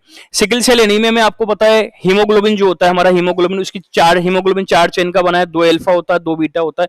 तो आप सबको पता है सिकल सेल एनीमिया जो होता है इसके अंदर जो बीटा चेन है उसमें प्रॉब्लम आती है, मैंने क्लास में ही बता रखा है, क्लास में जो एक्स्ट्रा वीडियो उसमें भी सिकल सेल एनीमिया में हीमोग्लोबिन की जो बीटा चेन है इसमें प्रॉब्लम आती है। बस अब यह क्या प्रॉब्लम है, अगर आपको नहीं भी आता तो कोई बात नहीं, पर इतना तो पता लगे ना, ये तो हीमोग्लोबिन की बीटा चेन में प्रॉब्लम आता है, इतना भी पता था तो हो जाएगा, पहला ऑप्शन तो सही है।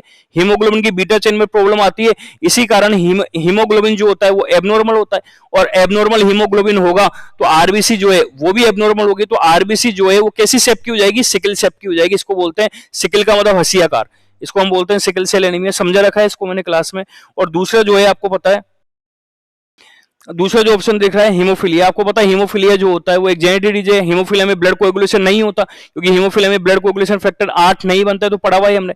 और ये जो है ब्लड क्लॉट नहीं बनता, सही है। ब्लड क्लॉट क्यों नहीं बनता, क्योंकि ब्लड कोएगुलेशन फैक्टर जो 8 है नहीं बनता, तो दोनों ऑप्शन ही सही दे रखे हैं। 66 में दोनों ही तो क्लास में पढ़ा रखे हैं मैंने, तो 66 में आंसर थर्ड आएगा, ए और बी इसमें दोनों के, ये भी सही, 66 में ये भी सही है ये भी सही है, तो आंसर आ जाएगा इसका 3, क्योंकि दोनों ऑप्शन ही सही है।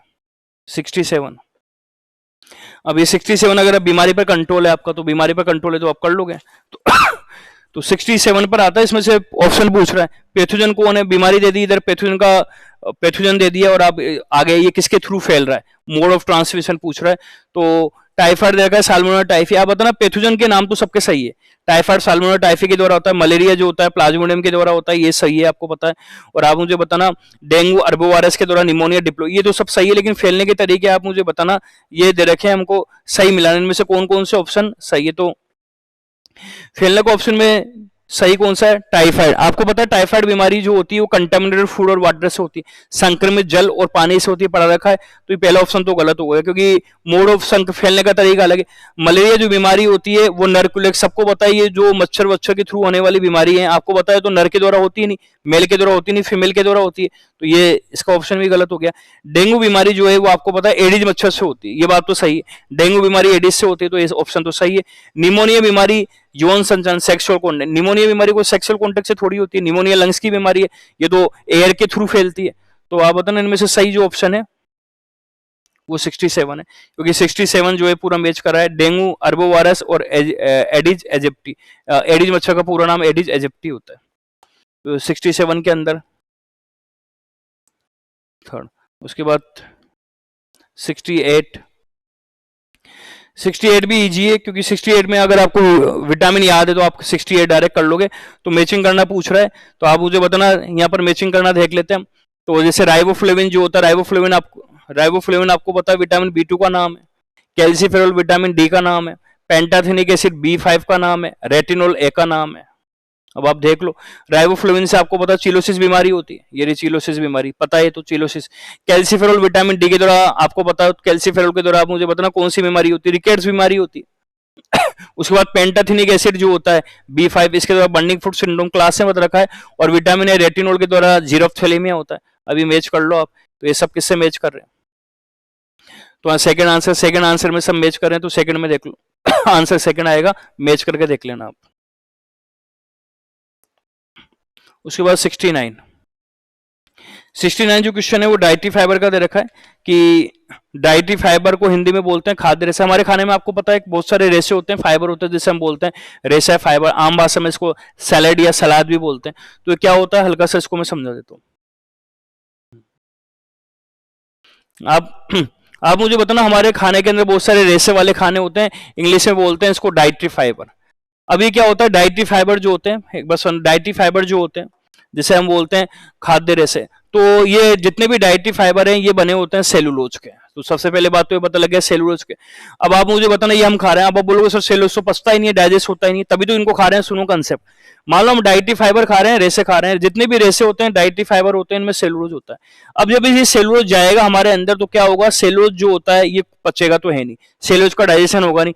जब सेलुलोज का डाइजेशन होगा नहीं तो ये हमें एनर्जी देगा नहीं। आपको पता है सेलुलोज जो है ये डाइजेस्ट होता नहीं है, तो पहले तो ये पता लग गया कि डाइटरी फाइबर कभी भी एनर्जी नहीं देते।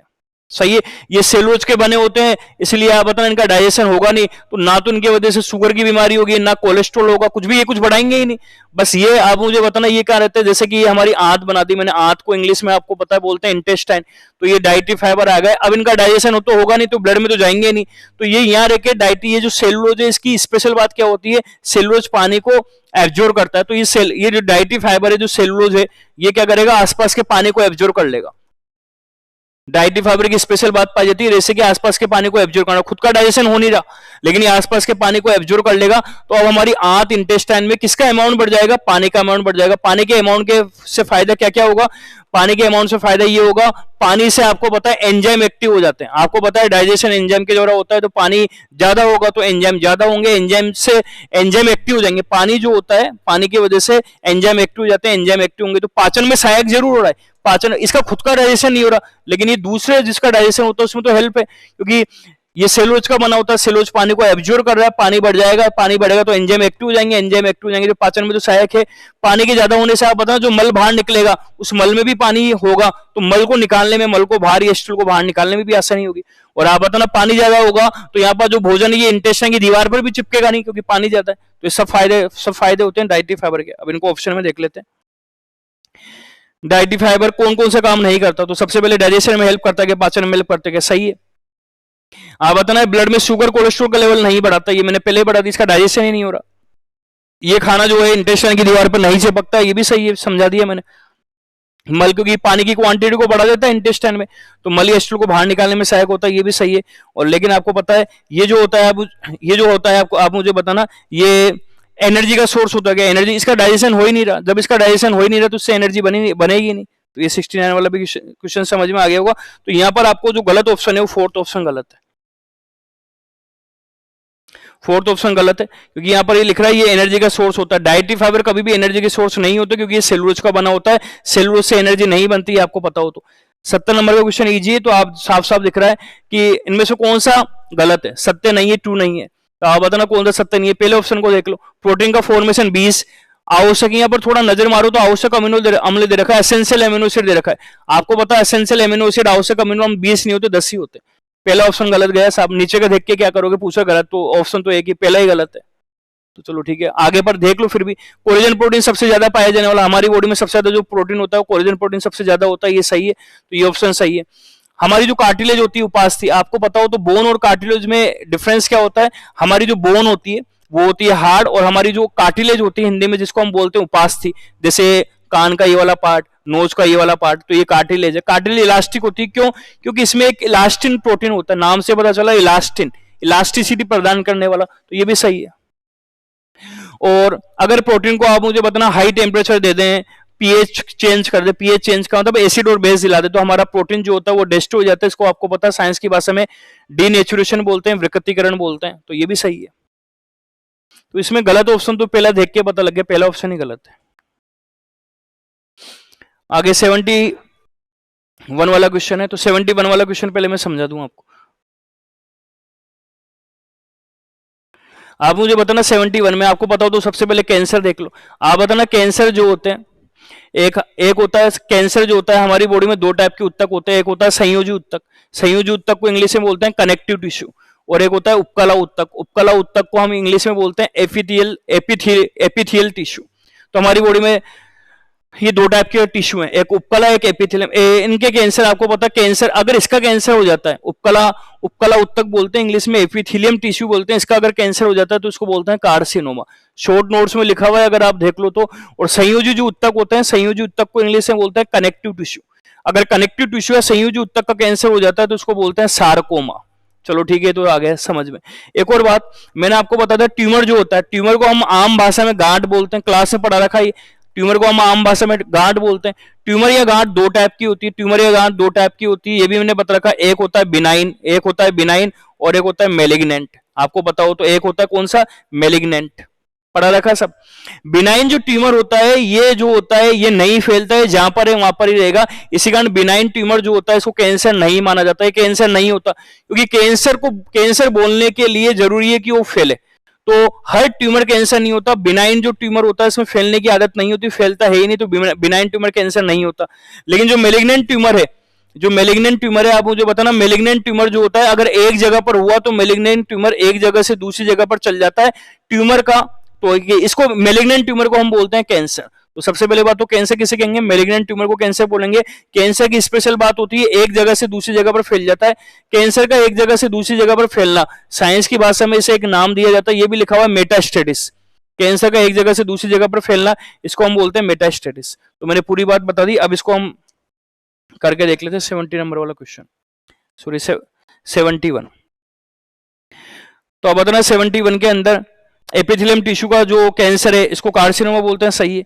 उसके बाद आप मुझे बताना मेलिग्नेंट टिश्यू जो होता है ये जहां से ओरिजिन होता है इसका वहीं रहते हैं, तो ये गलत है, इसमें फैलने की क्षमता है। बी ऑप्शन गलत है, मेलिग्नेंट ट्यूमर तो फैलता है, बल्कि ये बातें बी ऑप्शन में बिनाइन ट्यूमर के लिए सही थी, पर इसमें मेलिग्नेंट दे रखा, तो बी ऑप्शन गलत है। तीसरा, कैंसर को एक जगह से दूसरी जगह पर फैलना, मेटास्टेसिस कहलाता है, सही है। और कनेक्टिव टिश्यू जो संयोजी ऊतक होता है इसका जो कैंसर होता है सार्कोमा कहलाता है, सब ऑप्शन सही है, लेकिन इसमें बी गलत है क्योंकि मेलिग्नेंट ट्यूमर हमेशा फैलता है, बिनाइन ट्यूमर नहीं फैलता। तो ये क्योंकि ये गलत है, मेलिग्नेंट हमेशा सीमित होता है, फैलता नहीं है, गलत दे रखा है। तो इसमें गलत ऑप्शन पूछा था, तो गलत ऑप्शन बी है, तो थर्ड आ जाएगा। 72 नंबर वाला क्वेश्चन जो है वो आप कभी कर पाओगे जब आपको बीमारियां आती है। बीमारियां मैंने अब बहुत सारी अपडेट कर दी है, जो अब लेटेस्ट नोट्स हैं, क्लास नोट्स, आप वो देख लेना। उसमें बहुत सारी बीमारी, प्रोटोजोआ की बीमारी, बहुत सारी बीमारी है, फंगस की बीमारी, कुछ कुछ नई बीमारी ऐड हो गई। तो हो सकता है क्वेश्चन भी आपसे नहीं हुआ हो, जो पुराने स्टूडेंट है उनसे। इनमें से पूछा कौन सा मैच नहीं करा, तो आप मुझे बताना कालाजार बीमारी। कालाजार बीमारी जो होती है प्रोटोजोआ से होने वाली बीमारी है, लिस्मानिया नाम के प्रोटोजोआ से होती है, सही है। सिफिलिस जो होती है ट्रेपोनोमा, शॉर्ट नोट दे रखे, उनमें मैंने पैथोजन के नाम भी दे रखे हैं। तो आपको पता है सिफिलिस बीमारी ट्रेपोनोमा के द्वारा होती है, सही है। टॉक्सोप्लाज्मोसिस, ये बीमारी नहीं है, दोस्तों को समझ में नहीं आ रहा होगा बीमारी कौन सी। टॉक्सोप्लाज्मोसिस बीमारी एक प्रोटोजोआ से होने वाली बीमारी है, और ये टॉक्सोप्लाज्मो के द्वारा, एक प्रोटोजोआ है उसके द्वारा होती है। गर्ल्स हुआ मम्स, ये तो पढ़ा हुआ है सबने। ये वेरिसेला वायरस के द्वारा होता है, ये गलत है। वेरिसेला वायरस जो होता है, आप नोट्स में लिखे हुए सब पैथोजन के नाम। वेरिसेला जो वायरस है ये करता है चिकन पॉक्स, छोटी माता जो होती है वो करता है। तो इसमें ये फैक्चुअल क्वेश्चन है, तो ये आराम से आप कर लोगे। 4th नंबर का जो ऑप्शन है वो गलत दे रखा है इसका, क्योंकि जो वेरिसेला वायरस है, ये वेरिसेला वायरस चिकन पॉक्स करता है। चिकन पॉक्स को हिंदी में बोलते हैं छोटी माता।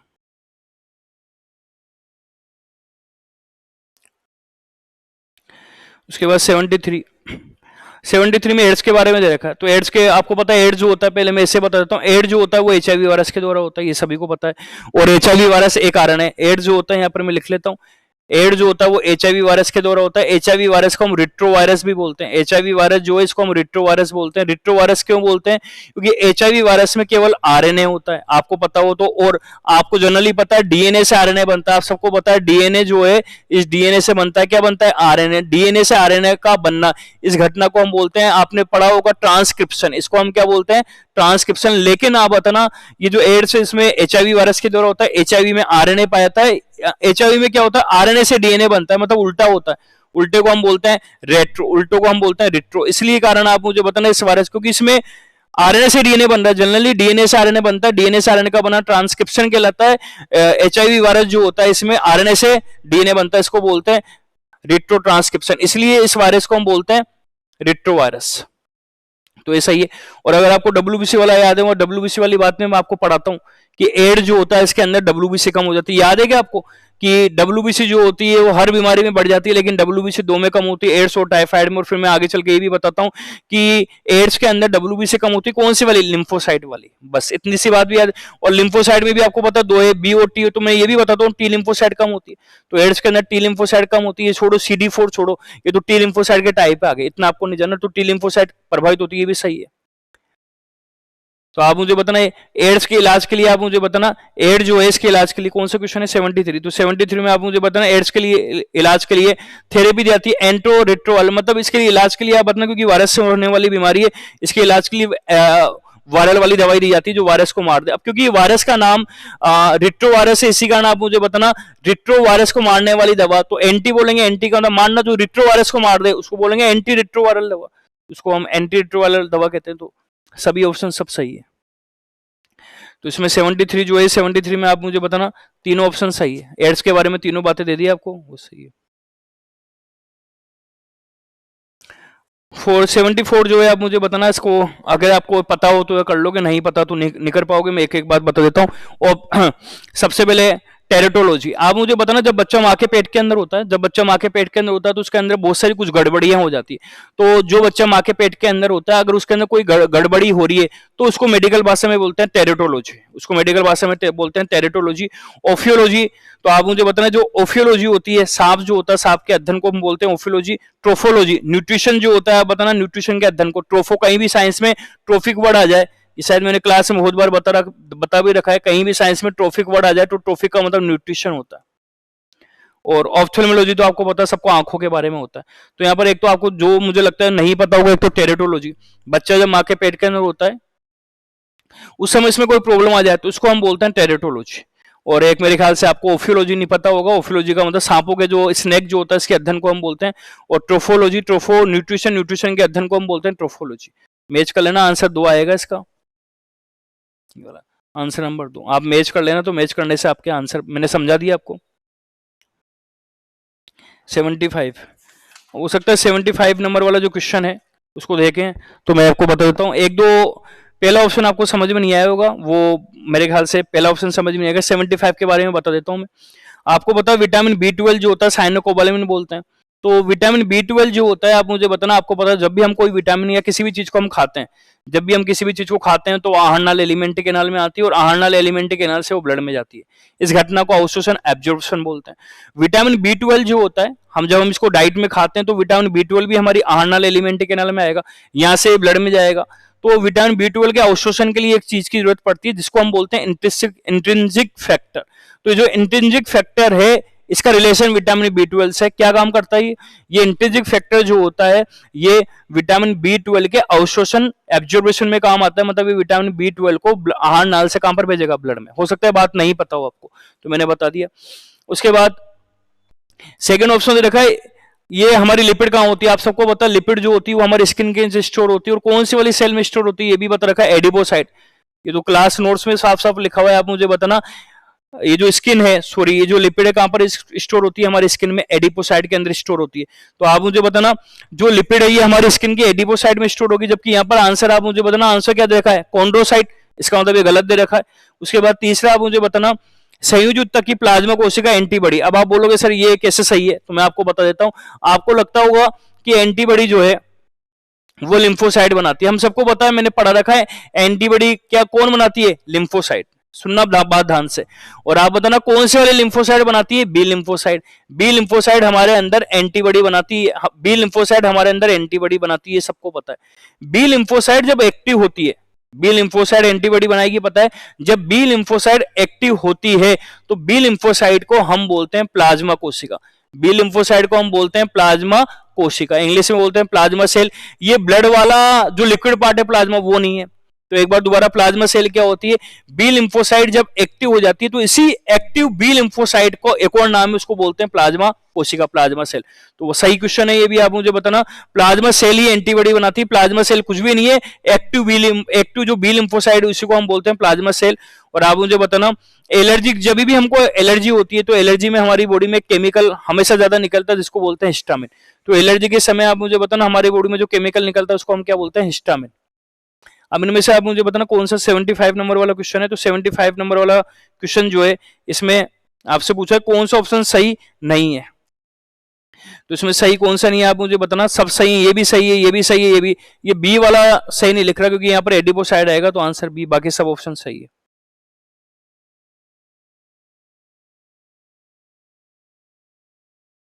सेवेंटी सिक्स, आप मुझे बताना 76, हमारी जो स्किन की सबसे बाहर वाली लेयर है, आपको पता है, आप मुझे बताना ये हमारी स्किन है, ये पहले तो समझा दो, ये हमारी स्किन है। अब आप बताना यहाँ स्किन के बाहर आप बताना हमारा बाह्य वातावरण है, बाह्य वातावरण का मतलब एक्सटर्नल एनवायरनमेंट, और ये हमारी बॉडी है, हमारी बॉडी का आंतरिक वातावरण हो गया, अंदर का वातावरण। तो बाहर का वातावरण और हमारी अंदर का जो वातावरण है, एक्सटर्नल एनवायरनमेंट और जो इंटरनल एनवायरनमेंट है, उसको अलग कौन रखता है, स्किन। अब स्किन कैसे अलग रखेगी, कि हमारी स्किन के ऊपर, हमारी जो स्किन है इसके अंदर क्रेटिन पाया जाता है। स्किन के अंदर आप मुझे बताना, स्किन के सबसे बाहर की तरफ क्रेटिन पाया जाता है। क्रेटिन की वजह से क्या होता है, क्रेटिन की वजह से सेल मर जाती है। तो हमारी स्किन की जो बाहर वाली सेल है वो मर जाती है, और मरी हुई सेल से कोई भी चीज ना तो अंदर आ सकती है और मरी हुई सेल से कोई भी चीज बाहर नहीं जा सकती। इसी कारण हमारी स्किन के थ्रू आप बताना बाहर के एनवायरमेंट की एयर, गैस, पानी, हवा कुछ भी हमारे अंदर नहीं आता, और हमारे अंदर की कोई भी चीज बाहर नहीं जाती, क्योंकि स्किन के सबसे बाहर की तरफ क्रेटिन पाया जाता है। क्रेटिन सेल को मार देता है, मरी हुई सेल से कोई भी चीज ना तो अंदर आती है ना बाहर आती है। इसी कारण स्किन एक बैरियर की तरह काम करती है, बाहर वाले वातावरण को अंदर वाले वातावरण से सेपरेट रखने का काम करती है। तो 76 जो है, इसमें पहला ऑप्शन दे रखा है कि स्किन जो होती है, आप मुझे बताना, स्किन की जो आउटर लेयर होती है ये हमारे एक्सटर्नल एनवायरनमेंट के जो अपोजिट इफेक्ट पड़ता है इससे बचाती है, सही है। और क्यों बचाती है, क्योंकि स्किन के अंदर क्रेटिन पाया जाता है, लिखा हुआ क्रेटिन, स्किन के अंदर क्रेटिन है। तो पहला ऑप्शन भी सही है, दूसरा भी सही है, और जो दूसरा ऑप्शन है इसको एक्सप्लेन कर रहा है कि भाई क्यों हमारी जो स्किन की जो आउटर लेयर है वो क्यों प्रोटेक्ट करती है, क्योंकि हमारी स्किन के आउटर लेयर में क्रेटिन पाया जाता है। क्रेटिन से स्किन की बाहर वाली जो लेयर है वो मर जाती है, और मरी हुई चीज से कोई भी चीज ना अंदर आती है ना बाहर आती है। तो दोनों ऑप्शन सही है, और जो इसका सेकंड ये जो है ये इसको एक्सप्लेन भी कर रहा है। तो आप बताना 76 जो है, इस 76 में 1 आ जाएगा। दोनों सही है और इसकी व्याख्या भी करता है, एक्सप्लेन भी कर रहा है। 77 फैक्चुअल क्वेश्चन है, मैं डायरेक्ट बता देता हूं आपको। आप मुझे बताना 77 ये हार्मोन, प्लांट हार्मोन, जैसे एनिमल हार्मोन होते हैं वैसे प्लांट हार्मोन भी होते हैं। प्लांट हार्मोन के शॉर्ट नोट्स में ये है। आप बताना फलों को पकाने में ऑक्सीटोसिन हार्मोन यूज होता है, सबको पता, पर फलों को पकाने में ऑक्सीटोसिन हार्मोन एक एनिमल हार्मोन है, ये हमसे प्लांट हार्मोन पूछ रहा है। तो एथिलीन होता है, ये डायरेक्ट याद रखने की बात है। एथिलीन एक हार्मोन होता है, प्लांट हार्मोन, जो फलों को पकाने में काम आता है। और आगे दे रखा है रंध्रों को, स्टोमेटा, पेड़ पौधों की जो पत्तियां होती है, पत्तियों में छेद होते हैं, उन छेद से वो जो छेद है उससे बहुत सारी गैसें भी आ सकती है, और पानी जो होता है वेपर वो भी आता जाता है। तो जो रंध्र है, रंध्र को इंग्लिश में बोलते हैं स्टोमेटा, इनको बंद करने में हार्मोन काम आता है, उस हार्मोन का नाम है एब्सिसिक अम्ल। तो इसमें डायरेक्ट फैक्चुअल क्वेश्चन है, इसका आंसर आएगा 4th। ये डायरेक्ट आपको याद रखना है कि कौन सा हार्मोन फलों को पकाने में काम आता है, एथिलीन काम आता है, और कौन स्टोमेटा को बंद करने में काम आता है, एब्सिसिक एसिड। 78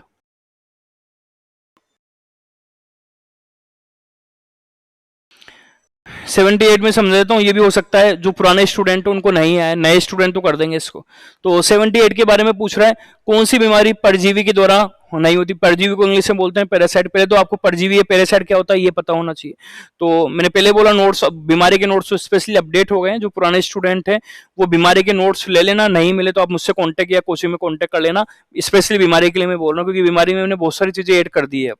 चलो ठीक है, परजीवी या पैरासाइट क्या होता है। तो परजीवी या पैरासाइट आप मुझे बताना, प्रोटोजोआ जो होता है, आपको पता है प्रोटोजोआ, और जो वर्म होता है प्रोटोजोआ, और जो वर्म को हिंदी में बोलते हैं कृमि, इन दोनों को, और प्रोटोजोआ को प्रोटोजोआ ही बोलते हैं।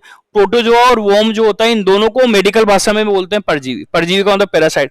तो यहाँ लिख रहा है परजीवी से होने वाली बीमारी। परजीवी से होने वाली बीमारी का मतलब आपको प्रोटोजोआ से होने वाली बीमारी बतानी है और वर्म कृमि से होने वाली बीमारी बताना है। अब इसको बताने के लिए आपको प्रोटोजोआ से कौन सी बीमारी होती है वो, और वर्म से कौन सी बीमारी होती है वो पता होना चाहिए। तो ये क्वेश्चन नंबर है हमारा 78। 78। तो आप मुझे बताना इससे होने वाली बीमारी हमको बताना है, और इससे होने वाली बीमारी में आप मुझे बताना कौन कौन सी। मलेरिया बीमारी प्रोटोजोआ से होती है, सही है। स्लीपिंग सिकनेस, निंद्रा रोग जो होता है ये भी प्रोटोजोआ से होती है, ये भी प्रोटोजोआ से होती है। टीनियसिस बीमारी जो होती है वर्म से होती है। एलिफेंटियासिस जिसको हम फाइलेरिया बीमारी भी बोलते हैं, हाथी पांव रोग भी बोलते हैं, ये वर्म से होती है। ऊपर वाली दो बीमारी प्रोटोजोआ से हो रही है, नीचे वाली दो बीमारी वर्म से हो रही है, और प्रोटोजोआ और वर्म से होने वाली बीमारी को बोलते हैं पैरासाइट से होने वाली बीमारी। सभी ऑप्शन सही है।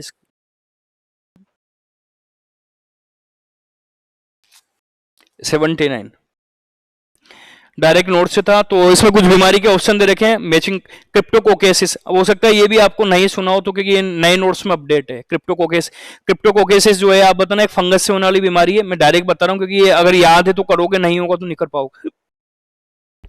क्रिप्टोकोकेसिस फंगस से होने वाली बीमारी, इसमें लंग्स इफेक्ट होता है, सही है। हिस्टोप्लाज्मोसिस लिखा हुआ है, जो हिस्टोप्लाज्मोसिस लिखा हुआ है ये भी एक फंगस से होने वाली बीमारी है, और इसमें भी लंग्स प्रभावित होते हैं, ये भी सही है। दोनों सही है। रेबीज जो होता है ये कुत्ते के काटने से होता है। रेबीज बीमारी आप सबको पता है, डॉग के बाइट करने से होता है। इसमें सेंट्रल नर्वस सिस्टम, नोट्स में लिखा हुआ है ये बात। तो सेंट्रल नर्वस सिस्टम में, केंद्रीय तंत्रिका तंत्र में आपको पता है ब्रेन आता है और स्पाइनल कॉर्ड आता है, दोनों आते हैं, वो इफेक्ट होता है। और जापान एनसेफेलाइटिस ये सबको पता है, वैसे नहीं भी पता हो तो भी कर देते हैं। जापान एनसेफेलाइटिस, एनसेफेलस वर्ड का ही मतलब ही आप सबको मैंने क्लास में बता रखा है। एनसेफेलस का मतलब ब्रेन होता है। जापान एनसेफेलाइटिस के अंदर ब्रेन इफेक्ट हो रखा है, जबकि आंसर दे रखा है लीवर, यकृत दे रखा है, तो तू वैसे कर देते। गलत आंसर इसमें कौन सा आएगा? 79 में आंसर क्या आएगा? थर्ड गलत है। ये समझाने की जरूरत है ही नहीं आपको।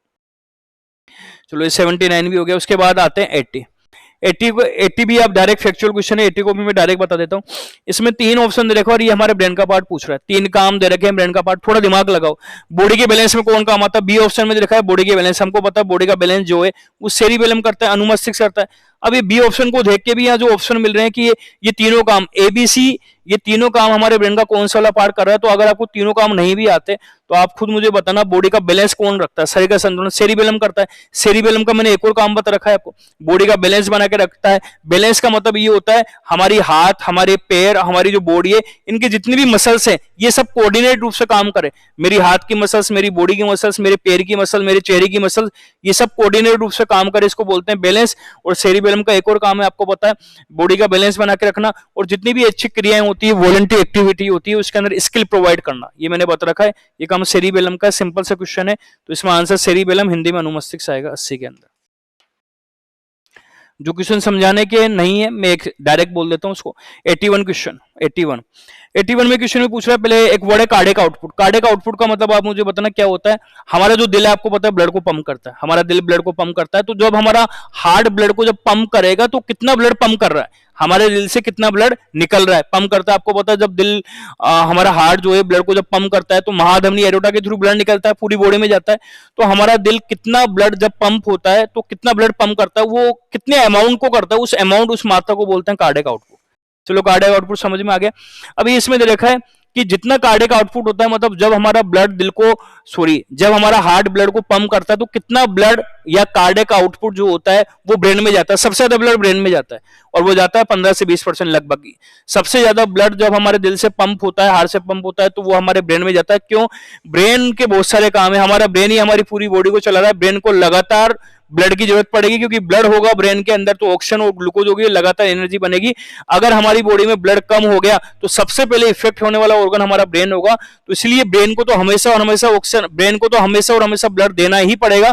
तो सबसे ज्यादा जो ब्लड होता है जो दिल से निकल के ऑर्गन में जाता है वो ब्रेन में जाता है। इसी कारण ब्रेन जो कार्डियक आउटपुट होता है, कार्डियक आउटपुट का मतलब जो दिल से ब्लड पंप हो रहा है वो सबसे ज्यादा ब्रेन में जाता है। 15 से 20% जितना भी ब्लड जाता है ऑर्गन में, सबसे ज्यादा ब्लड जाता है हार्ट के अंदर, ब्रेन के अंदर। तो 15 से 20% होता है, बस सही है।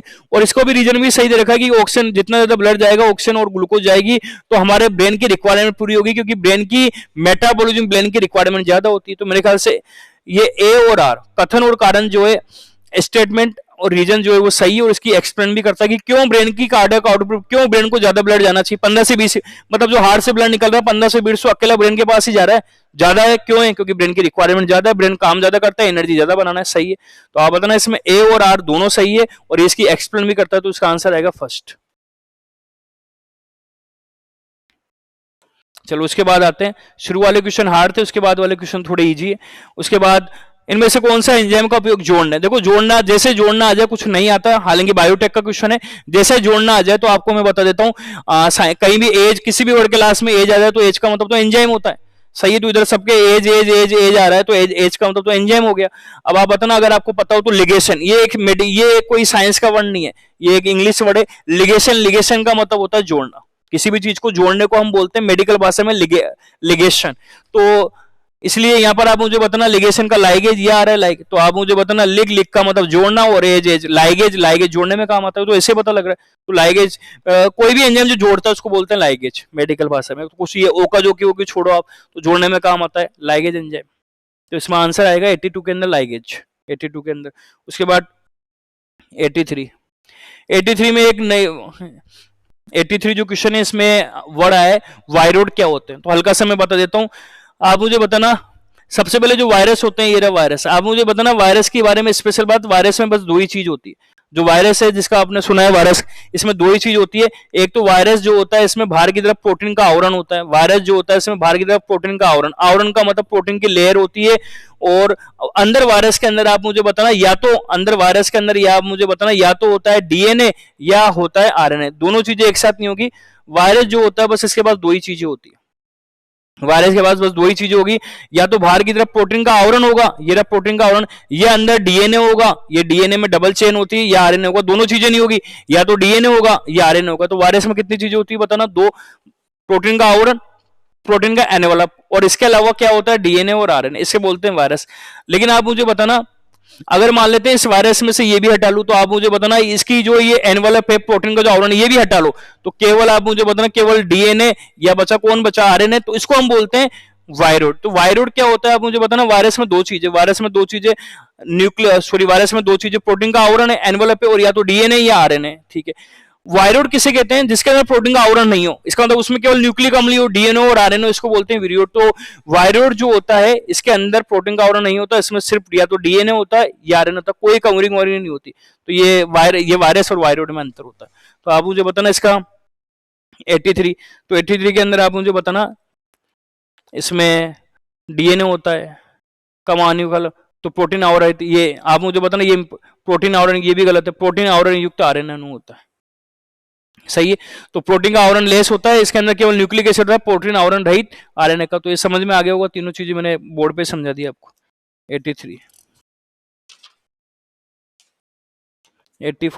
84 डायरेक्ट ऐसे हो जाएगा। आप बताना, जब हम किडनी ट्रांसप्लांट करते हैं तो आप बताना जो रिलेटिव होता है उसको हम प्राथमिकता देते हैं। जैसे हम ब्लड ग्रुप जब टेस्ट करते हैं तो एंटीजन देखते हैं, सिमिलर एंटीजन वाला लेते हैं। वैसे ही जब आप मुझे बताना, जब हम कोई ऑर्गन डोनेट करते हैं, ऑर्गन को डोनेट करते हैं, तो हम निकटतम जो रिलेटिव होते हैं उनसे लेते हैं। क्योंकि आप बताना, जैसे जब हम ब्लड लेते हैं तो अब एंटीजन को देखते हैं, अगर हम दूर के रिलेटिव से लेंगे तो वो जो ऑर्गन है, वो जो दूसरे ऑर्गन आ रहा है, हमारी जो बॉडी है वो किसी और के ऑर्गन को रिजेक्ट कर देता है। इसलिए आप मुझे बताना, जब भी हम जब ऑर्गन ट्रांसपोर्ट करते हैं हम निकटतम रिलेटिव का ही ऑर्गन लेते हैं। अगर हम किसी और का लेंगे तो हमारी जो बॉडी का जो इम्यून सिस्टम है वो उस ऑर्गन को रिजेक्ट कर देगा। तो जो 84 क्वेश्चन है इसमें पहला ऑप्शन जो है वो भी सही है, और आप बताना दूसरा जो ऑप्शन है वो भी सही है। और ये इसको एक्सप्लेन भी कर रहा है क्योंकि हम क्यों लेते हैं निकटतम, ताकि आप मुझे बताना संभावना, रिजेक्शन की संभावना कम हो जाए। तो सही है। उसके बाद 85, आप बताना 85 जो क्वेश्चन है वो आपको पता है लीवर से बाइल बनता है, बाइल का काम आपको पता है इमल्सिफिकेशन करना है। सही है, बाइल का काम इमल्सिफिकेशन करता है, पर बाइल आपको पता है इमल्सिफिकेशन तो करेगा, इसके अलावा जब बाइल तो 24 घंटे बन रहा है, तो जो बाइल है ये हमारे स्टूल में भी आ जाता है, मल में भी आ जाता है, और जब हम स्टूल या मल निकालते हैं तो थोड़ा सा बाइल भी निकलता है स्टूल या मल के अंदर, स्टूल या जो मल है उसमें बाइल भी निकलेगा। अब इस मल में सॉरी ये जो बाइल है इसमें बहुत सारी चीजें बाहर निकलती है, ये याद रखना आपको। जो इसमें ये जो दे रखी चारों चीजें, bilirubin, bilirubin, cholesterol, steroid, vitamin और कुछ टॉक्सिक मैटर, ये सभी चीजें हमारे बाइल के साथ बाहर निकलती है। एक बार दोबारा इसका आंसर 85 जो है, इसका आंसर 85 जो है इसका आंसर आएगा फोर्थ। हो सकता है बात है आपको नहीं पता हो, सॉरी ये सब चीजें बाहर निकलती है, तो मैं बता देता हूं आपको। बाइल पाइसीकरण करता है, इमल्सिफिकेशन करता है, और बाइल बाहर निकल जाता है स्टूल के जरिए। जब ये बाइल मल या स्टूल के जरिए बाहर निकलेगा तो बाइल, स्टूल मल निकल रहा है तो बाइल भी निकल रहा है, तो इस बाइल के अंदर बहुत सारी चीजें भी बाहर निकल जाती है। ये सभी चीजें जो है ऑप्शन में, सब चीजें बाइल के द्वारा बाहर निकलती है। 86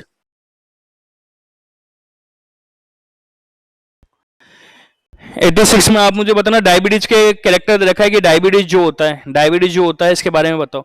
तो डायबिटीज के बारे में कुछ पता है नहीं पता आपको? एक तो पता है यूरिन में ग्लूकोज आती है, तो डायबिटीज के बारे में मैं आपको बता देता हूँ। जिसको डायबिटीज होती है सबसे पहली बात तो आपको बताना उसके यूरिन में आएगी, बताना कौन आएगी? ग्लूकोज, ये आपको पता है। उसके अलावा आप बताना जब यूरिन में ग्लूकोज आएगी तो क्या होगा, क्या होगा? जब यूरिन में ग्लूकोज आएगी तो उसमें यूरिन का अमाउंट बढ़ जाएगा, यूरिन की मात्रा ज्यादा बढ़ जाएगी। जब यूरिन की मात्रा ज्यादा बढ़ जाएगी तो यूरिन करने, मूत्र त्याग करने ज्यादा जाएगा, मतलब यूरिनेशन ज्यादा करेगा। जब वो यूरिन ज्यादा निकालेगा तो यूरिन से जो पानी बॉडी में बाहर निकला उसको बैलेंस करने के लिए उसको प्यास ज्यादा लगेगी, तो पानी ज्यादा पिएगा। मतलब वापस आप सुन लो, डायबिटीज में आप सबको पता है, यहाँ से लिंक करना, डायबिटीज वाले व्यक्ति के यूरिन जो है, मूत्र जो है उसमें ग्लूकोज आती है, ठीक है। अब जब यूरिन में ग्लूकोज आएगी तो ग्लूकोज तो बाहर जा रही है, तो यूरिन में जब ग्लूकोज आ गई तो यूरिन भी ज्यादा बाहर निकलेगा, क्योंकि यूरिन जो है, यूरिन की मात्रा बढ़ जाएगी, यूरिन ज्यादा बाहर, यूरिन की मात्रा बढ़ जाएगी तो यूरिन को बाहर निकालने ज्यादा जाना पड़ेगा। जब यूरिन को बाहर ज्यादा निकालने जाना पड़ेगा तो यूरिन में 95% पानी है, तो इतना सारा पानी बाहर निकल जाएगा, इतना सारा पानी बाहर निकल जाएगा, उसको बैलेंस करने के लिए प्यास ज्यादा लगेगी, सही है। तो ये तीनों चीजें आप मुझे बताना डायबिटीज में कौन कौन सा होता है। यूरिया, ग्लाइको यूरिया जो है, यहाँ ग्लाइको यूरिया लिखा हुआ है, तो आप मुझे बताना ग्लाइको यूरिया का मतलब होता है यूरिन में ग्लूकोज का होना। यूरिन में किसका होना? ग्लूकोज का होना, तो ग्लाइको यूरिया होगा। बार बार यूरिन का आना, इसको बोलते हैं पोली यूरिया। पोली का मतलब बहुत ज्यादा, यूरिया का मतलब मूत्र, बार बार यूरिन को आने को बोलते हैं पोली यूरिया। बार बार प्यास लगना, प्यास लगने को बोलते हैं, बार बार प्यास लगने को बोलते हैं पोलीडिप्सिया, सही है। कुछ टेक्निकल वर्ड है, याद नहीं भी होगा तो काम चल जाएगा। और ये इंपॉर्टेंट है कीटोन यूरिया। देखो जब क्या होता है, डायबिटीज वाला जो व्यक्ति होता है, इसका जो, समझा देता हूं, डायबिटीज वाला जो व्यक्ति है, इसका जो ग्लूकोज है, इसका जो ग्लूकोज है वो तो यूरिन में गया, तो ग्लूकोज को नकार बढ़े, तो उसको अपनी एनर्जी कैसे बनेगी कि उसका जो ग्लूकोज है वो तो जा रहा है यूरिन में, अब इसमें एनर्जी कैसे बनेगी? तो ग्लूकोज का नकार बढ़े तो ये व्यक्ति क्या करेगा, डायबिटीज वाला व्यक्ति जो होता है ये अपनी फैट से भोजन लेना शुरू कर देगा, क्योंकि इसमें ग्लूकोज तो जा रही है। जब हम फैट या वसा से भोजन लेते हैं तो हमारी बॉडी में कीटोन बॉडी बनती है। तो डायबिटीज वाले व्यक्ति का क्या होता है, उसका जो यूरिन होता है उसमें कीटोन बॉडी भी पाई जाती है, इसे बोलते हैं कीटो यूरिया। हो सकता है आपको ये थोड़ा ज्यादा लेवल का क्वेश्चन है आपसे, तो आपको थोड़ा कम समझ में आया, पर मैंने आपको चीजें समझा दी इसमें क्या होता है। कुछ तीनों चीजें समझ में आ गई, प्यास लगना, कीटोन यूरिया, और वजन, वेट का कम होना। आप मुझे बताना वजन या जो वेट है, धीरे डायबिटीज की शुरुआती फेज में नहीं, बाद वाली फेज में वेट कम क्यों हो रहा है? क्योंकि आप मुझे बताना डायबिटीज वाले व्यक्ति का ग्लूकोज तो बाहर निकल रहा है, तो वो फैट का यूज करना शुरू कर देता है एनर्जी बनाने में। इसकी बॉडी में जो भी फैट है वो अब एनर्जी बनाने में काम आ रही है, तो उसकी फैट भी कम होती जाएगी, तो उसका वेट डाउन हो जाएगा। तो ये सब सही है।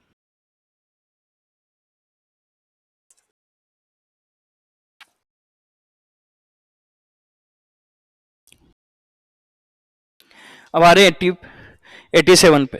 तो आप मुझे बताना जो 87 नंबर वाला क्वेश्चन है, तो 87 वाले नंबर में कुछ बीमारी दे रखी है, ये पता हो तो आपको डायरेक्ट कर सकते हो।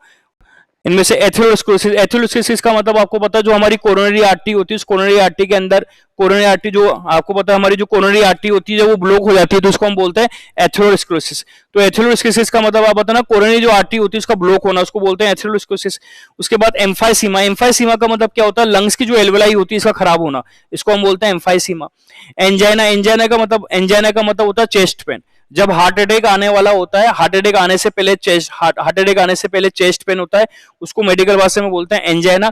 और ग्लोमेरुलोनेफ्राइटिस, आपको पता है हमारे ये जो किडनी होती है उस किडनी में बोमन कैप्सूल है, बोमन कैप्सूल में ग्लोमेरुलस होता है, इसमें सूजन आना, इसके बोलते हैं ग्लोमेरुलोनेफ्राइटिस। अब इनको मैच कर लेना। एथेरोस्क्लेरोसिस जो होता है ये क्या होता है? कोरोनरी आर्टरी का ब्लॉक होना, जिससे क्या होगा हमारे हृदय की मसल जो इसमें ऑक्सीजन नहीं पहुंचेगी, ये सही हो गया एथेरोस्क्लेरोसिस में बी ऑप्शन आ जाएगा। एम्फाइसीमा जो है इसका लंग्स वाला आ गया, लंग्स की जो एल्वेलाई वो खराब हो जाती है। एंजाइना पेक्टोरिस जो होता है, एंजाइना जो पेक्टोरिस होता है आप बताना सीने में दर्द होना, एंजाइना पेक्टोरिस का मतलब चेस्ट में क्या होना? पेन होना। और आप मुझे बताना ग्लोमेरुलोनेफ्राइटिस का मतलब पहला ऑप्शन, तो मैं इसको यहाँ बता देता हूँ आपके सामने। तो सबसे पहले एथेरोस्क्लेरोसिस, एथेरोस्क्लेरोसिस का मतलब कोरोनरी आर्टरी का ब्लॉक होना। कोरोनरी आर्टरी ब्लॉक होगी तो आप मुझे यही कोरोनरी आर्टरी की दीवारों में प्लाक का जमाना, जिससे प्लाक का मतलब ब्लॉक होना। उसके बाद एम्फाइसीमा, एम्फाइसीमा का मतलब लंग्स की जो एल्वेलाई इसका खराब होना। एंजाइना पेक्टोरिस का मतलब आप बताना चेस्ट में दर्द होना। दर्द होना। और आप बताना ग्लोमेरुलोनेफ्राइटिस का मतलब जो किडनी में ग्लोमेरुलस होता है, कुछ ये ग्लोमेरुलस जो होता है उसका खराब होना।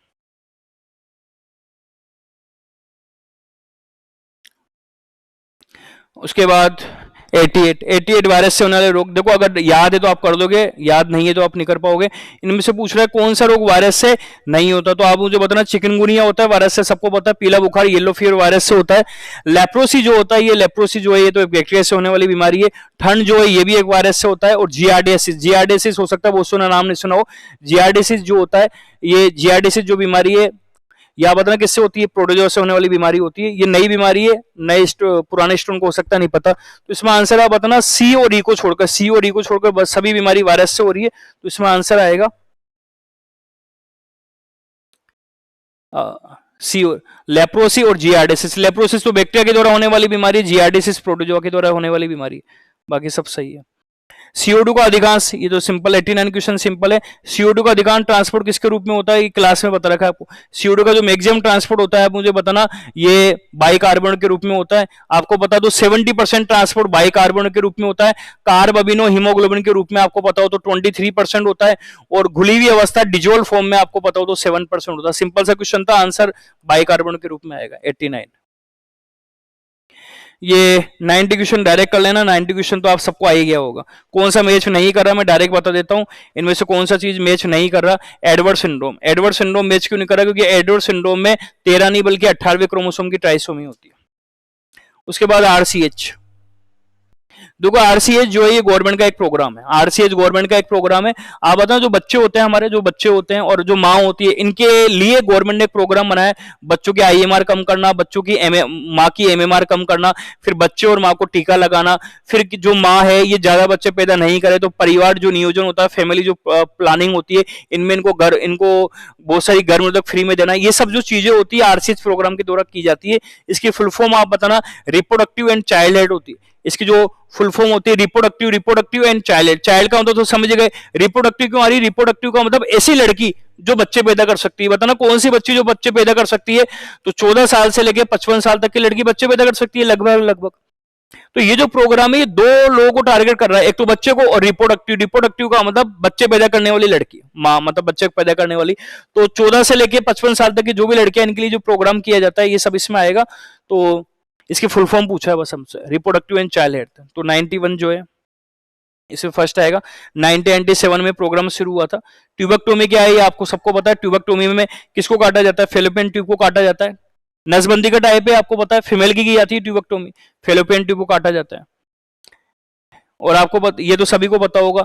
आप मुझे बताना, एक बच्चे का जो बच्चा माँ के अंदर पल रहा है, उस बच्चे के अंदर कोई बीमारी हमको पता करनी है, तो हम बच्चे के अंदर से, जब माँ कोई लड़की प्रेग्नेंट होती है और उसके बच्चे में कोई प्रॉब्लम है, तो उस बच्चे माँ के अंदर से हम एक फ्लूइड निकालते हैं, जिसको चेक करके हम बच्चे की कोई बीमारी पता लगा लेते हैं। इसको हम मेडिकल भाषा में बोलते हैं एमनियोसेंटेसिस। तो ये तो सबको पता ही होगा एमनियोसेंटेसिस। 94 आप मुझे बताना, 94 बीमारी जो है इसमें दे रखा है उष्ण कटिबंध। आप बताना ट्रॉपिकल जोन में, आपको समझाता हूँ। ट्रॉपिकल जोन में आपको पता है बारिश ज्यादा होती है, बारिश ज्यादा होगी तो पानी ज्यादा होगा, पानी ज्यादा होगा तो मच्छर ज्यादा होंगे, मच्छर ज्यादा होंगे तो एडीज मच्छर ज्यादा होगा। अब एडीज मच्छर आपको पता है बीमारी कौन कौन सी करता है। एडीज मच्छर आपको पता है डेंगू करता है, एडीज मच्छर पता है चिकनगुनिया करता है, एडीज मच्छर जीका बुखार करता है। तो पहला ऑप्शन तो सही है बात, कि उष्ण कटिबंध जो ट्रॉपिकल जोन है यहाँ पर डेंगू और चिकनगुनिया ज्यादा फैलेगी, ये बात सही है। अब सभी जीका वायरस जो है वो लैंगिक संचरण। अब आप मुझे बताना, थोड़ा ये सही बात है कि जीका वायरस बीमारी मच्छर के काटने से होती है, लेकिन क्योंकि जीका वायरस एक करंट की बीमारी है, इसलिए क्वेश्चन यहाँ पर आया हुआ है कि जीका वायरस जो होता है मच्छर से होती है, लेकिन कुछ कुछ जीका वायरस जब होते हैं तो कुछ सेक्सुअल कॉन्टेक्ट से भी फैलता है। मान लो मुझे जीका वायरस नाम की बीमारी है, सेक्सुअल कॉन्टेक्ट से भी जीका वायरस फैलता है। अब आगे ये भी सही है, ये भी सही है। सभी सेक्सुअल कॉन्टेक्ट पूरी तरह से ठीक हो जाते हैं, गलत है। इसका सबसे बड़ा एग्जांपल तो एड्स ही है। एड्स आप बताना, सेक्सुअल कॉन्टेक्ट से पूरी तरह एड्स ठीक होता ही नहीं। बस वो तो किसी एड्स हो गया, लंबे समय तक जिंदा रहने के लिए एड्स के लिए हम दवाई, लेकिन एड्स सही होता ही नहीं, तो गलत है साफ साफ कि एड्स पूरी तरह से ठीक हो जाता है। हीमोफीलिया एक लिंग संलग्न जेनेटिक डिजीज, ये तो मैंने क्लास में पढ़ा रखा है। हीमोफीलिया एक सेक्स लिंकेज डिजीज है, ये मैंने क्लास में बता रखा है। तो इसमें ये भी सही है। इसमें अगर ऑप्शन में देखें तो आप बताना, इसमें ये भी सही है, डी भी सही है, सभी ये गलत है। जीका वायरस सेक्सुअल कॉन्टेक्ट से फैल सकता है, ये भी सही है। तो आप मुझे बताना इसमें जो गलत ऑप्शन है इसमें सही सही सही क्वेश्चन का जवाब पूछा है, तो ए सही है, बी सही है, ए सही है, बी सही है और डी सही है। तो आप मुझे बताना कौन से नंबर का क्वेश्चन था, 94 में थर्ड आ जाएगा। निम्न में से कौन सी बीमारी सेक्सुअल कॉन्टेक्ट से फैलती है? सेक्सुअल कॉन्टेक्ट से फैलने वाली बीमारी वो बतानी जो बैक्टीरिया से होती है। तो हो सकता है नाम नहीं सुना हो, एड्स। एड्स सेक्सुअल कॉन्टेक्ट से होती है, पर ये तो वायरस से बीमारी है। हर्पीज जो है ये भी वायरस से होने वाली बीमारी है, सेक्सुअल कॉन्टेक्ट से ये भी होती है, ये भी होती है। और ये जो है जेनाइटल वार्ड्स, ये भी सेक्सुअल कॉन्टेक्ट से होती है, पर ये वायरस से होती है। गोनेरिया बीमारी भी सेक्सुअल कॉन्टेक्ट से होती है, पर गोनेरिया बीमारी बैक्टीरिया से होने वाली बीमारी। तो साफ साफ इसका आंसर फोर्थ आएगा। 96 प्लेसेंटा, ये सभी को पता है, प्लेसेंटा जो है ये भोजन प्रदान करता है। 96 नंबर का प्लेसेंटा जो है ये बच्चे को भोजन प्रदान करता है, आपको पता है। और ये क्यों भोजन प्रदान करता है? क्योंकि प्लेसेंटा के द्वारा आप मुझे बताना चीजों का एक्सचेंज हो जाता है माँ और बच्चे के बीच में। तो इसका पहला ऑप्शन भी सही है और दूसरा भी सही है। मतलब जो एसरेशन है, कारण है, कथन है, वो भी सही है, रीजन जो है वो भी सही है। तो क्योंकि आप प्लेसेंटा भोजन को प्रदान करता है, क्योंकि माँ और बच्चे के बीच में किसी भी चीज का जो ट्रांसपोर्ट होता है, आप मुझे बताना किसके थ्रू होगा? प्लेसेंटा के थ्रू। तो 96 जो नंबर का जो क्वेश्चन है, इसमें पहला ऑप्शन आ जाएगा 97 जो क्वेश्चन है, आप बताना इसमें से कौन सा ऑप्शन सही है, वो करना है हमको। तो सर्टोली कोशिका टेस्टोस्टेरोन निकालती है, गलत है। सर्टोली कोशिका नहीं, लेडिक सेल निकालती है, ये आपको पता है। ऑक्सीटोसिन हार्मोन यूट्रस में कॉन्ट्रैक्शन करता है, सही है, सही है। तो ये पहला तीसरा ऑप्शन सही है, दूसरा ऑप्शन गलत है। सर्टोली सेल जो होती है, सर्टोली जो सेल दिख रही है, शुक्राणु जनन और शुक्राणु को पोषण देने में काम आती है। ये थोड़ा मिसप्रिंट है यहाँ पर, ये पोषण इंग्लिश में न्यूट्रिशन देने में काम आती है, लिखना चाहिए। तो पहला ऑप्शन भी सही है कि सर्टोली सेल टेस्टोस्टेरोन को स्त्राव करती है, ये गलत है। सर्टोली जो सेल है ये शुक्राणु जनन मतलब स्पर्म को भी बनाती है और नए नए जो स्पर्म है उनको भोजन भी देती है। तो पहला ऑप्शन सही है, यहाँ थोड़ा बस मिसप्रिंट है, पोषण भी लिखना चाहिए था, न्यूट्रिशन भी लिखना चाहिए था। तो इसमें ऑप्शन में आप मुझे बताना पहला सही है और थर्ड सही है, दूसरा ऑप्शन गलत है। अब देख लेना पहला और ये सेकंड ऑप्शन आएगा इसमें।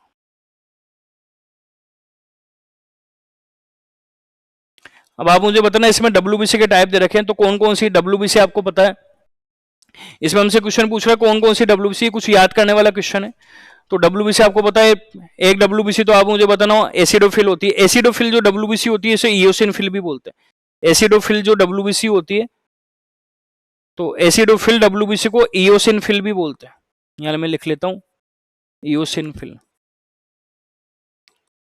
ये न्यूट्रोफिल है, ये हमारी बेसोफिल है, ये मोनोसाइट है। तो न्यूट्रोफिल की संख्या आप मुझे बताना बैक्टीरिया के इन्फेक्शन में बढ़ जाता है। जब भी कोई बैक्टीरिया का इन्फेक्शन होता है तो हमेशा पस आती है, पस का मतलब मवाद। तो बैक्टीरिया के इन्फेक्शन के अंदर न्यूट्रोफिल की संख्या बढ़ेगी। इयोसिनोफिल जो है जिसका नाम एसिडोफिल है, आप बताना ये हमेशा एलर्जी में बढ़ेगी। ये याद रखना, एलर्जी के समय कौन सी वाली WBC बढ़ती है? इयोसिनोफिल। चिकन पॉक्स जब छोटी मात्रा होती है तो छोटी मात्रा में बेसोफिल का नंबर बढ़ता है। और ट्यूबरक्लोसिस बीमारी जो क्षय रोग होता है इसमें हमेशा मोनोसाइट का नंबर बढ़ता है। चारों ऑप्शन सही है, हो सकता है चारों आपको नहीं आते हो तो कुछ इंपोर्टेंट आपको नॉलेज बढ़ी गई, चारों ऑप्शन सही है, यहाँ पर आंसर सभी आएगा। ऑस्टियोपोरोसिस, हड्डियों में छेद होना, बुढ़ापे की बीमारी है। जब हमारी ओल्ड एज हो जाती है तो हमारी हड्डियों में से जितनी भी चीज थी वो बाहर निकल जाती है, इसको बोलते हैं ऑस्टियोपोरोसिस। तो ऑस्टियोपोरोसिस में हड्डी जो है बोन, उसकी डेंसिटी कम हो जाती है। तो सिंपल सा क्वेश्चन है। 100 नंबर वाला क्वेश्चन, कुछ टेस्ट है और वो टेस्ट कौन कौन से ऑर्गन को इफेक्ट करता है, हो सकता है ये भी आपको नहीं पता हो तो मैं बता देता हूं। बिलिरुबिन जो होता है, अगर ये हमारे ब्लड में बिलिरुबिन बढ़ जाता है तो पीलिया की बीमारी, जॉन्डिस की बीमारी, आपको पता है बिलिरुबिन पीले रंग का होता है, ये ज्यादा होगा तो ब्लड पीला हो जाएगा, पीलिया नाम की बीमारी, तो सही है। उसके बाद लैक्टिक डिहाइड्रोजिनेज, ये जो लैक्टिक डिहाइड्रोजिनेज है ये हार्ट अटैक का पता करने में काम आता है। हार्ट अटैक जो है इसका दूसरा नाम मायोकार्डियल इंफार्क्शन भी होता है, हार्ट अटैक को मायोकार्डियल इंफार्क्शन बोलते हैं, ये भी सही है। एसजीओटी जो है ये लीवर के लिए किया जाता है, एसजीओटी लीवर के लिए किया जाता है, लेकिन यहाँ पर आप बताना नेफ्राइटिस दे रखा है, नेफ्राइटिस का अंदर किडनी दे रखा है, तो ये गलत है। एसजीओटी जो है वो लीवर के लिए किया जाता है। और ब्लड शुगर जो होता है ये हाइपरग्लाइसेमिया, तो ब्लड शुगर जो, हाइपरग्लाइसेमिया का मतलब क्या होता है? ब्लड में किसका बढ़ना? शुगर का, शर्करा का बढ़ना। तो इसमें तीसरा ऑप्शन गलत है, एसजीओटी जो है ये गलत है, क्योंकि ये किडनी की बीमारी का नहीं बल्कि लीवर की बीमारी का पता करने में किया जाता है। तो ये पूरे क्वेश्चन तो हो सकता है आपको कुछ क्वेश्चन नए दिखे तो आपको नॉलेज बढ़ी होगी, और डिजीज की कुछ बातें अगर आपको नहीं पता हो तो नए कुछ नोट्स जो अपडेट हो गए नहीं मिले तो आप मुझसे कॉन्टेक्ट कर लेना। Thank you.